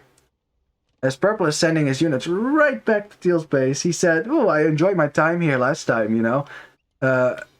My units really seem to enjoy their time, so I'm just going to send some more soldier on vacation here. But Teal has learned from that. He has walled up most of his base now. He's walling up over there. Blacksmith walling over there. Did he not? Yeah, already has a blacksmith. Why are we building another one? Okay, double blacksmith play. Okay, well, green and blue are now, as expected, they're pushing back red and yellow, because yellow only now makes it to Castellate, only now can get knights out. That was expected. Momentum loss was clear. Also the fact that the Ethiopian player is going to go for a lot of elite skirms here. That makes it especially difficult to fight as the red player. Like, look how many arrows it takes to kill these. Crazy. Also, one thing that is going to bother yellow as well is the fact, not only are you Celts and your cavalry is pretty shite, as you can see, no bloodlines, you can't make camels. Green can make camels all he wants, right? He's Chinese, he can make that. And there's a hole! There's a hole! Oh man, imagine if Purple had found that before the town center goes up, before the camels come out. Purple's not going to run away from that. I mean, the camels don't really scare him because he's Sicilian, so he's not scared by camels. But imagine if he had gotten in here and denied that town center, that would have been huge. Kind of stuff that they need right now, because Orange, only now on the way up to Castle Age, has a little army, but Gray is just going to pass right over to Purple's base. That is a risk, but Purple's army is all the way over here. There's a hole! There's a hole! Oh, Green! Patch the hole! Patch the hole! Okay. Okay. Okay. There's only 2 knights in your base now. This is doable. He's going to take some losses there. But at least this giant army from Purple did not get in, because Green has his force at the frontier. He's not looking at that right now. This could be tricky. But Teal sending over his camels is going to push this away. But again, a bunch of villagers going down here on the gold tier. This is a good raid for Purple. And Purple is okay with taking the fight, because Sicilian Knights take very little damage from camels. Especially when they're not fully upgraded, but still is going to have to run away here. In the meantime, Purple getting hit here by Gray. And Gray is going to make his way into Purple's base. There's still a hole there. House wall not from the field, but that house still has a lot of HP. There's a hole there, though. Yep. There's a hole. You can just walk right through. Oh, boy. And Purple just realized, and he's like, no. He's sending his knights right back, but the crossbows are in. And the crossbows have chemistry. Yes. I told you. I'm telling you. This is going to be really good. These are +2 knights. Normally these knights will definitely kill these crossbows. But now you will see how much damage these crossbows will do against the knights. They can nearly one-shot knights right now. Just with that one extra attack. It matters so big. So Purple is going to come in here, right? He's going to come, bring back his knights. He's going to think, I have +2. I should be able to pounce on this. Right? It's Gray takes some losses. That's not handy. But Gray can just sit in a choke point here, as Purple has to run away with his villagers. He sit in a choke point somewhere, and I think that would be really good for him. We'll see. In the meantime, Yellow, now that he's here, Green was of course a bit distracted there. He's pushing back this skirmisher army. Skirmishers do not do well. And no, Gray, don't run into the town center. He's taking some unnecessary losses there. Okay, Purple he's biding his time. He's waiting for Orange here to fight as well. So Gray has to be careful there. Has killed some vills, but you don't want to lose your entire mass there. And oh boy, Gray overextending, fighting under the town center. That is not good. That was not good at all. And now there's so many knights around you. But see how fast the knights die, but now It's crossbows here from orange as well. This army is going to get cleaned up. Very good from purple to be patient there. Wait a second. Look at that cleanup. It wasn't even close. Again, Bohemian crossbows can do well, but not when you walk under 4 town centers, right? Yeah, he got hit by all 4 town centers. When you start taking the fight while you're still being hit by a town center, then being surrounded in the middle of someone's base, and, you know, yeah. That was a bit of an overextension for Gray. I think it might have been better for him to just bail. Get out here. Run away. Oh, Gray has a good number over here. Now he's helped by some Mongol camels. Interesting. Lack the second armor upgrade, which is the final armor upgrade for them. Interestingly, Celt Knight still going down over here. They only have 1 armor upgrade and they don't have bloodlines. So skirmishers actually do pretty decent against them still. A lot of crossbows for true display though. Saracen crossbows too. A lot of damage versus buildings.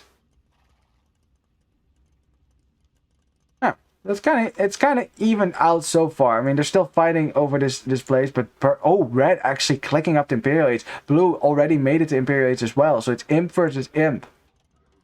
Very interesting. Not both players didn't take a lot of damage here, unlike orange who took a lot of damage. Ooh, but purple was looking to pounce on this army right here. It's Camel versus Sicilian Knights. Sicilian Knights do not take a lot of damage from the camels, but they do take a lot of damage from the crossbows. So it's just kind of Teal trying to shield the crossbows from Gray, trying to stay in front as good as he can. He can't stay around too long because his camels will die to the crossbows. Taking the fight right now. Purple trying to engage the crossbows from Gray. All the camels from Teal have gone down. Purple does get the surrounding, and all the crossbows from Gray are going to go down as well. This was a really good fight for Purple and Orange again. Going down to the fact that Teal lacking that second armor upgrade. And it is bad for Gray as well. They were going up to Imp. And now he lost his army again. I think if you're going to click up to Imp, back up with your army, wait for your upgrades, and then push forward. Like, this should not happen to you. Like where you lose your army just before you get your upgrades. That's such a waste of units. Like, because now, you might be an Imperial Age, but you can get pushed back over here. Don't tell me this castle gets denied. I think it will go up. I don't know what's happening right now. He's right-clicking and they're not actually building the castle. Okay, we'll go up. Man, that was close to being denied too. Jesus Christ. I think Gray clicking it actually made it slower. Because did you see it? They weren't really building it anymore. And Purple, keeping this gate open. I mean, it's just a palisade gate, so it doesn't matter that much. But trying to take a fight here, but is losing a lot of his knights here. I know they're Sicilian knights, but still under town center versus Arbalest, lacking that final armor upgrade still. It's only in Castle Age so far, so. How suddenly MeChupaUnHuevo are being pushed back. Orange and purple are holding Gray and teal at their base. Red and yellow again pushing into blue and green right now. Blue losing some villagers on the stone. That was a risky stone to mine. He's sending more vills. Don't send more vills. You're donating villagers right now. You know, these vills, they just completed their stone miners training. You know, they were all like excited to go and mine some stone, and they get sent out and killed on the first day. That sucks. I guess yellow's just going to abandon that now, so never mind, I guess. This is a really nice wood line, as you can see. And, oh, okay, look. Blue managed to cut through here. He's going to get the relics. He's going to get this Victoria. He's going to get a trickle of resources, as you can see. All around. Also some stone. It's not a lot. You know, Victorias don't give you that many resources, but still, it's better than nothing. But yeah, of course, he might have gotten pop cap there for a sec. Oh no, he's at 200 pop. Never mind. That's 200 population space. He was prepared for this. This is such an even game. These teams have been so evenly matched, man. It's crazy. I'm so glad that I decided to cast this game because I don't think anyone else cast this set either. And this set deserves to be cast. Trust me. This was a great set. Yes. We're not done yet. The score lead so far for Capibara, they have managed to hold on here. It's 113 vills for a red, 98 for yellow, 121 for purple. Only 54 for orange, but again, you can get away with that as an archer player. 73 for gray, 69 for teal, and that is worrisome. Not a lot of vills on his side. 91 for green. That's also, you know, could be a stronger brew. And 91 for blue, which is fantastic. But a vill lead so far for the castle gets denied here by red. No, that castle is not going to go up. Gets denied at 85%. It's a doubt castle. There's no way. There's no way. Red is never going to let that go up.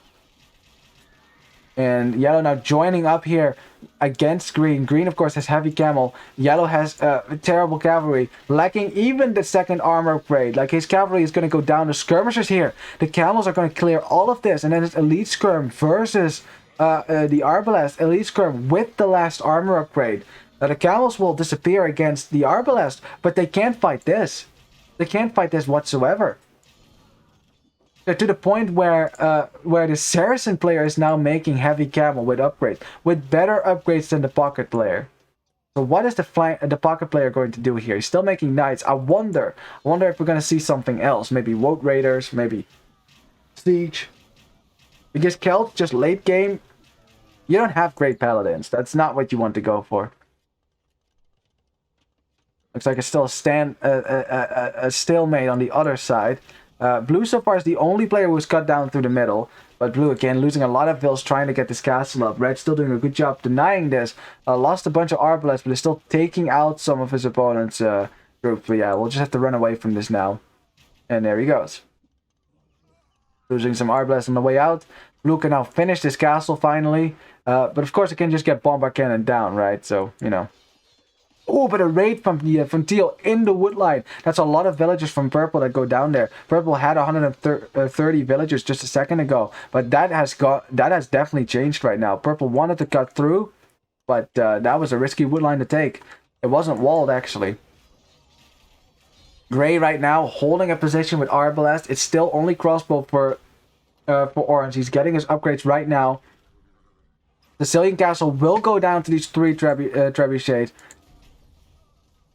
No heavy camel yet for the Mongol player. I don't think the Mongols get heavy camel, especially not when you're still in the castle age. Do they get heavy camel? I think they do, right? I mean, they should get heavy camel. If you don't get the last armor upgrade, you know, you kind of need something there. I wonder, again, I also wonder what Teal's going to go for, right? He did get a castle up. He might be thinking about Mangudai then. Which could work. Maybe. But it's risky to switch like that. If you lose control of the front, it's going to be difficult to push that back. On the other side, we still have a stalemate here. It's bombard cannons now for blue, who's trying to get rid of this castle. Red's going to try to snipe these, of course. Still a lot of skirmishes. There's so much army on the field right now for blue. It's hard for red to push out here. And it's hard for yellow to help with this, because I'm still not clear what yellow is thinking about doing. He's making knights right now. Again, with no armor whatsoever. Celts as a pocket pick is just confusing to me. Like, Celts do fine as an archer civ. They get most upgrades, right? They really do not do well as a pocket civ because they lack that. They lack the upgrades on their cavalry. But yeah, gray and orange now. Gray and teal, I mean, pushing this back slowly now. Are going to break into orange's base here. Orange is trying to wall behind here. He's going to lose his ranges as well. Not much that he can do, but are they going to try to take a fight? It's arbalest now for orange as well. The arbalest will eat the camels up alive. The camels will not be able to kill the Hauberg Sicilian Cavalier. The Sicilian Cavalier have 8 pierce armor. They don't die very fast. To the arbalest, could this be a swing? Could this be the fight that the Capibara needs to take here? Gray is starting to back up. The camels have disappeared. Teal's not here with army right now. The cavalry could pounce on these crossbow, these arbalests. And now we're going to get first crusades. Which means that every town center spawns 7 sergeants from 5 town centers. So now suddenly purple has 35 probably sergeants there. For free. And Gray's sitting in a nice choke point there. I think purple, you should stay in front of that and keep fighting and let orange kill. Like, let orange get the kills. Yeah, get in front. Make sure orange doesn't lose his units here. There you go. And now, Gray, even though he has a choke point, he still has to fight here, and he doesn't kill Orange's army. He's gonna lose his own his own arbalest here. What a swing! They had a great position over here with trebuchets, but now you're up against tanky elite sergeants. You're up against Cavalier, which are much stronger than the heavy camel that the Mongol player could put on the field. Up against Arbalest, who have better numbers, and suddenly the score has switched again. On the other side, blue and green, again, doing a great job holding on. And I think most of this is also made possible by the fact that yellow is literally doing nothing right now. He's making pikemen. Yeah, I understand though. Like, yellow probably doesn't really know what he needs to do here. Like, as he's getting raided by heavy camel. Like, what do you do here? You can't make paladin. They'll just get eaten alive by the Chinese heavy camel. You could go for Halberdier, that might work. Halberdier and Siege, maybe. But do you have the time to tech into that? And I don't know. Because in the meantime... well, I mean, you might have the time, I guess. It's a lot of camels raiding over here. Yellow definitely took some losses there. As you can see, lots of his economy is idle. He has nothing to deal with this. Yellow is taking a lot of losses right there. 61 vills. But purple is running Cavalier everywhere right now. Orange will have to bring forward some siege to trap down this castle. Sicilian bomber cannon then, or siege ram? They do get siege ram. And siege onager, by the way, but I don't think we're going to see that. Still the pikemen, how much upgrades do they have? Very little armor upgrades, so they will still die to the camel. Look at that, they got it down pretty quickly there. This all comes back to the Celts pick. That's what this comes down to. Celts just not really... I think Saracens would have been better as a pocket than Celts, honestly. Because they have extra tanky camels. Could work well here. And the thing is, now Red is forced to tech into Elite Skirm and Camel. You know, he has to do both at the same time. Which is not ideal. He actually managed to pull it off too, so... We'll start... It's slowly getting pushed back over here. Another castle for blue. But the position for purple and orange is significantly better on the other side. It's still hard to call this game because it is. Red is actually sending villagers forward to the other side. He might actually be thinking about... Yeah, mining some gold in the middle. That is risky, but if no one checks it, then yeah, that works out pretty well for them. Orange is going to try to make his way into Teal's base. Teal wants to drop a castle here. Just to have something. He's still working with inferior heavy camels here, which definitely died at the Hauberg Cavalier. They died at Arbalest as well. Yeah, Teal is thinking about fighting this. He needs to fight this somehow.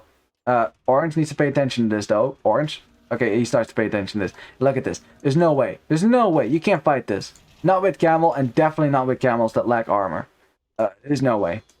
As the sergeants make their way over to green's part of the base. I think that's a good move. If they attack green, green will not be able to help blue as much, and then blue's push will be slower. As red takes out the bombard cannons, takes out the trebuchet, pounces on the skirmishers with his camels as good as he can. And skirmishers, again, do not do very well against these camels. They have +4 pierce armor. Red, for now, is holding. He is holding, and that's all he has to do for now. He just needs to hold until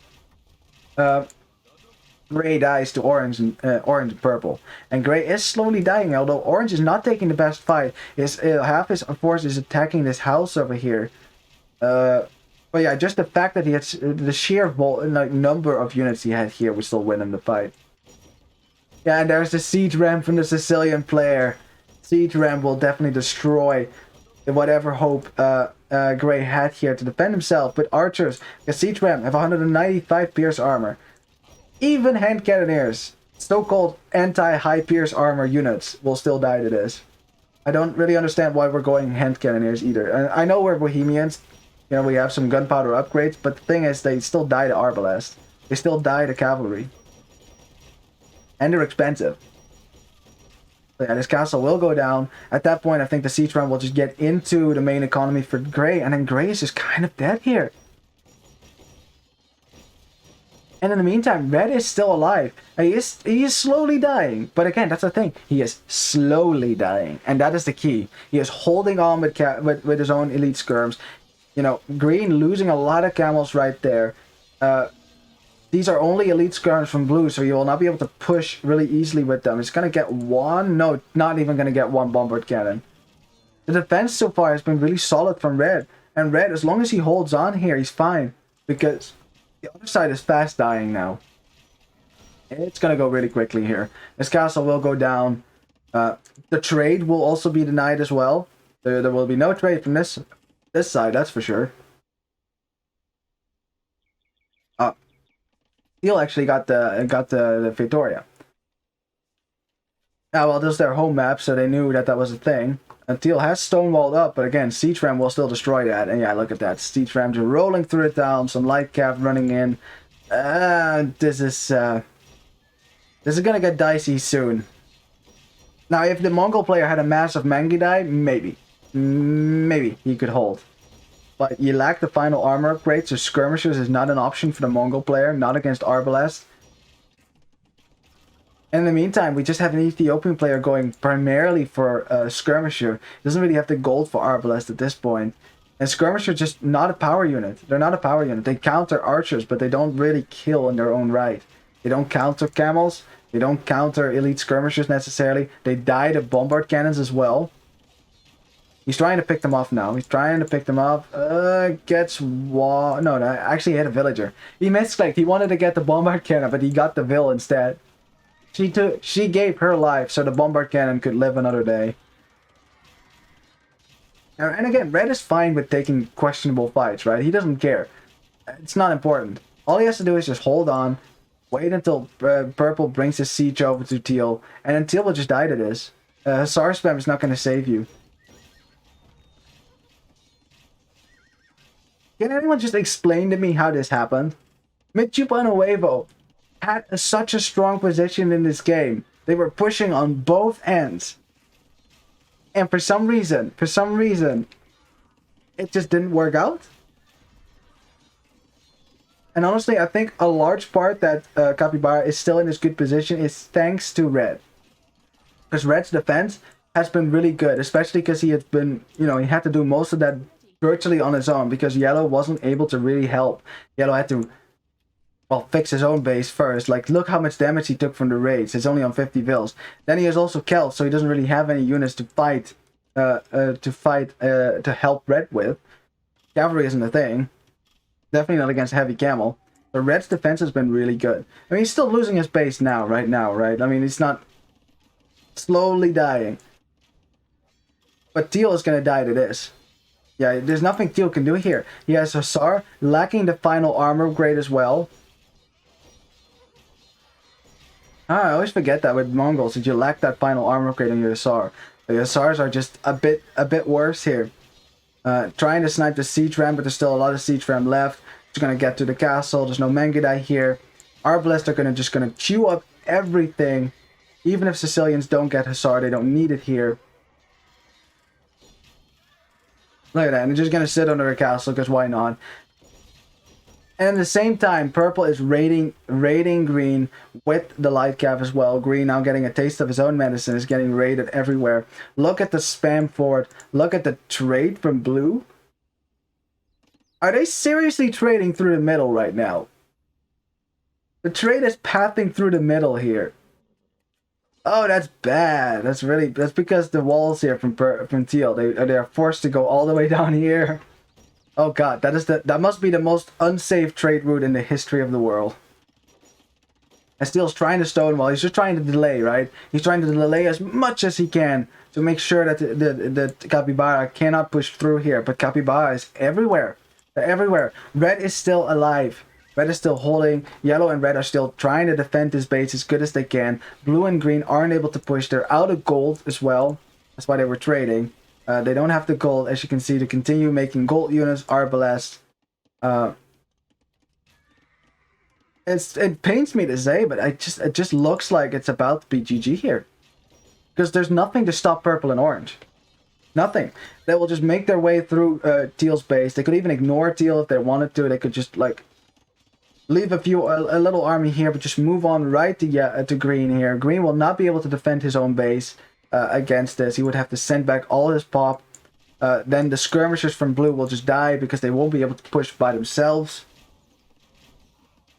I think it's slowly dawning on the MeChupaUnHuevo team that they just cannot push this. They cannot win this game. There's just no hope at this point anymore. Not with Gray dead. Gray is down to how many vills? 15. He has a town center somewhere. Oh yeah, there it is. That's Gray's economy right there. Yeah, there's just no way. And the trade is never going to be safe either, because you have to pass through around these walls here that will go right into the army from the opponents. Siege ram everywhere, arbalest everywhere. Yeah. And now the light cap raids will hit blue. And blue was the only person whose economy was virtually untargeted so far, but that's going to change soon now. I mean, green is chasing with some heavy camel here, but oh boy. As you can, they've been fighting over this little strip of land. This little strip of land. Like, right, basically this screen. They've been fighting over this for like half an hour now. So again, defense from red has been really good. And yellow as well, you know, with the halberdiers here. Celt halberdier are fine. I should definitely get some more upgrades though. That's something yellow should probably remember in the future. Get your upgrades, that's definitely important. But yeah, it's fine. They did their job, they held on, and now Teal is just gonna die to this. And they managed to get into his base. This castle, will it even go up? I think it will go, yeah, it will go up, but a lot of villagers are gonna go down to this. And of course, choo-choo, there comes the siege ram train. Will roll right over to Teal's base. I mean, like, what do you do against this? Oh man. I like the fighting spirit. You know, this is the third game. MeChupaUnHuevo do not want to give this up. They don't want to give up. They want to give it all they got. They want to try everything, you know, that they can think of. Like sending light cap forward here to raid the opponent. Like, that's good thinking as well. Yellow actually has some halberdiers posted out, so they can't stay here. I like this from green, but... yeah, and raiding is the way back into a game if you're behind. But the thing is, raiding should allow you to get an army going, right, that then can push, because the raids themselves rarely finish off a game. And the castle goes down. Teal now dying to the light cap. As soon as the arbalest go here, they're actually busy destroying this Victoria right now, which because this is the old patch, still has 5,200 HP, which is more than a castle, which is kind of ridiculous, but kind of like they changed that. Lots of siege ram going down though. I think Orange should swing over his arbalest to help here, because yeah, okay, now they realized. There you go. You don't want to lose all these siege ram. They're still, you know, they could fight another day, right? Okay, Teal's gonna run away now, and they might actually decide to destroy the Victoria here. Halberdier spam SAR from the Saracen player, because why not? If your opponent is making mostly skirmishers, why not, right? Got some halberdiers in front as well. I mean, they're still trying, right? They're still trying MeChupaUnHuevo. It's just like they can't trade. They're stuck with trash units now. And okay, now they call it GG. They realize it is over. They have been bested. There's no way around this anymore. They called it GG, and there we go. GG! What a fantastic set! What a fantastic game! What a fantastic set! This was amazing. It was really good. These teams were very evenly balanced. Either team could have won this series. But Capibara coming back from a 1-0, completing the reverse sweep here and beating MeChupaUnHuevo 1-2. Who would have saw that coming? Like, I told you when the first game was done, I said this is going to go to game 3, and could be won by either team, because again, this is so close. And again, this map. This was the home map for MeChupaUnHuevo. They were playing it so well. They were like pushing on both sides. They were going out to the Victoria as well, you know, chopping through, getting the relics as well. So they were playing the map as it was supposed to. Like, by the time that how does Gray get villagers over here?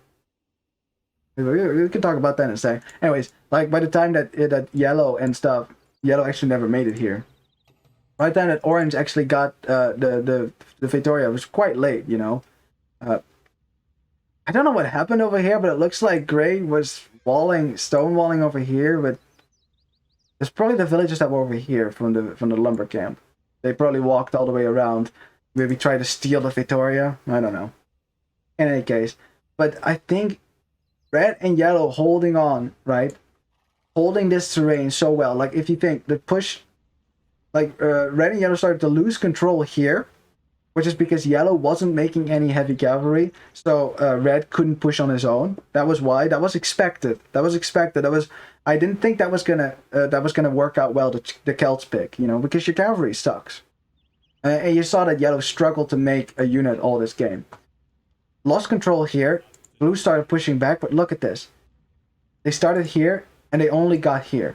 Like that's one screen of space. Like red and yellow had a very solid defense right there, and it bought time for purple and orange to do stuff on the other side. And it was a similar situation here. Mongols late game heavy cavalry sucks. You missed that final armor upgrade, and Sicilians have great heavy cavalry. They have maybe the heaviest cavalry, definitely pierce armor wise. They have 8 pierce armor, 2 plus 6. If I can find some, I'm not seeing any on the field right now. He probably also ran out of gold, that's why. But yeah, they have 6 pierce armor. So they took a fight over here, and that was the deciding fight. When Gray and Teal lost all their units, and suddenly Gray lost his base, then Teal lost his base, and that was why MeChupaUnHuevo eventually ended up losing. What a series. Fantastic. This will definitely go to YouTube, don't worry about it, where you can watch it back all you want, of course. Let's have a look at the KD here. 700. My God, look at red and blue here, man. They had a trash fest right there. Look at the KD. So many units got killed on the other side. But then look at the KD here for purple and for orange. That's the and look at the buildings raised. 141 buildings raised. My God, that is siege ram for you, Ren. That does not happen with trebuchets and bomber cats. Only siege ram raced through a town like that and killed that many buildings. That tells you enough about who was pushing who. It's really good stuff. But for the rest, it was pretty equal. And Teal, largest army was quite small, but yeah. He was never able to get into the late game army, really. I don't know. That's just the risk with Mongols. Economy-wise, was mostly equal. Orange was a bit behind there, but he got hit pretty early on. Honestly, I thought Orange was dead there for a second. Like, Orange got wrecked at the start. But he bounced back. They bounced back on that side big time. Kind of like a comeback like MeChupaUnHuevo had in the first game. Good. Relic Gold, yeah, that's good.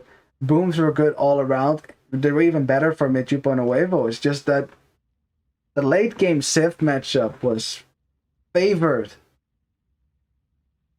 Well, I wouldn't say favored. I think they have both their weaknesses and their strength. I think it's everything in the set was just so equal, and that's why we got such a banger of a set here. Really good stuff. In any case, congratulations to MeChupaUnHuevo. I mean to Capibara for winning. Good luck next for MeChupaUnHuevo. I don't know if they made it to the playoffs. I don't have the list in my head, so this game was played quite a while ago, so we'll see. Yeah, and look at the timeline, man. Look at that. These are the great games. These are the games that stay with you.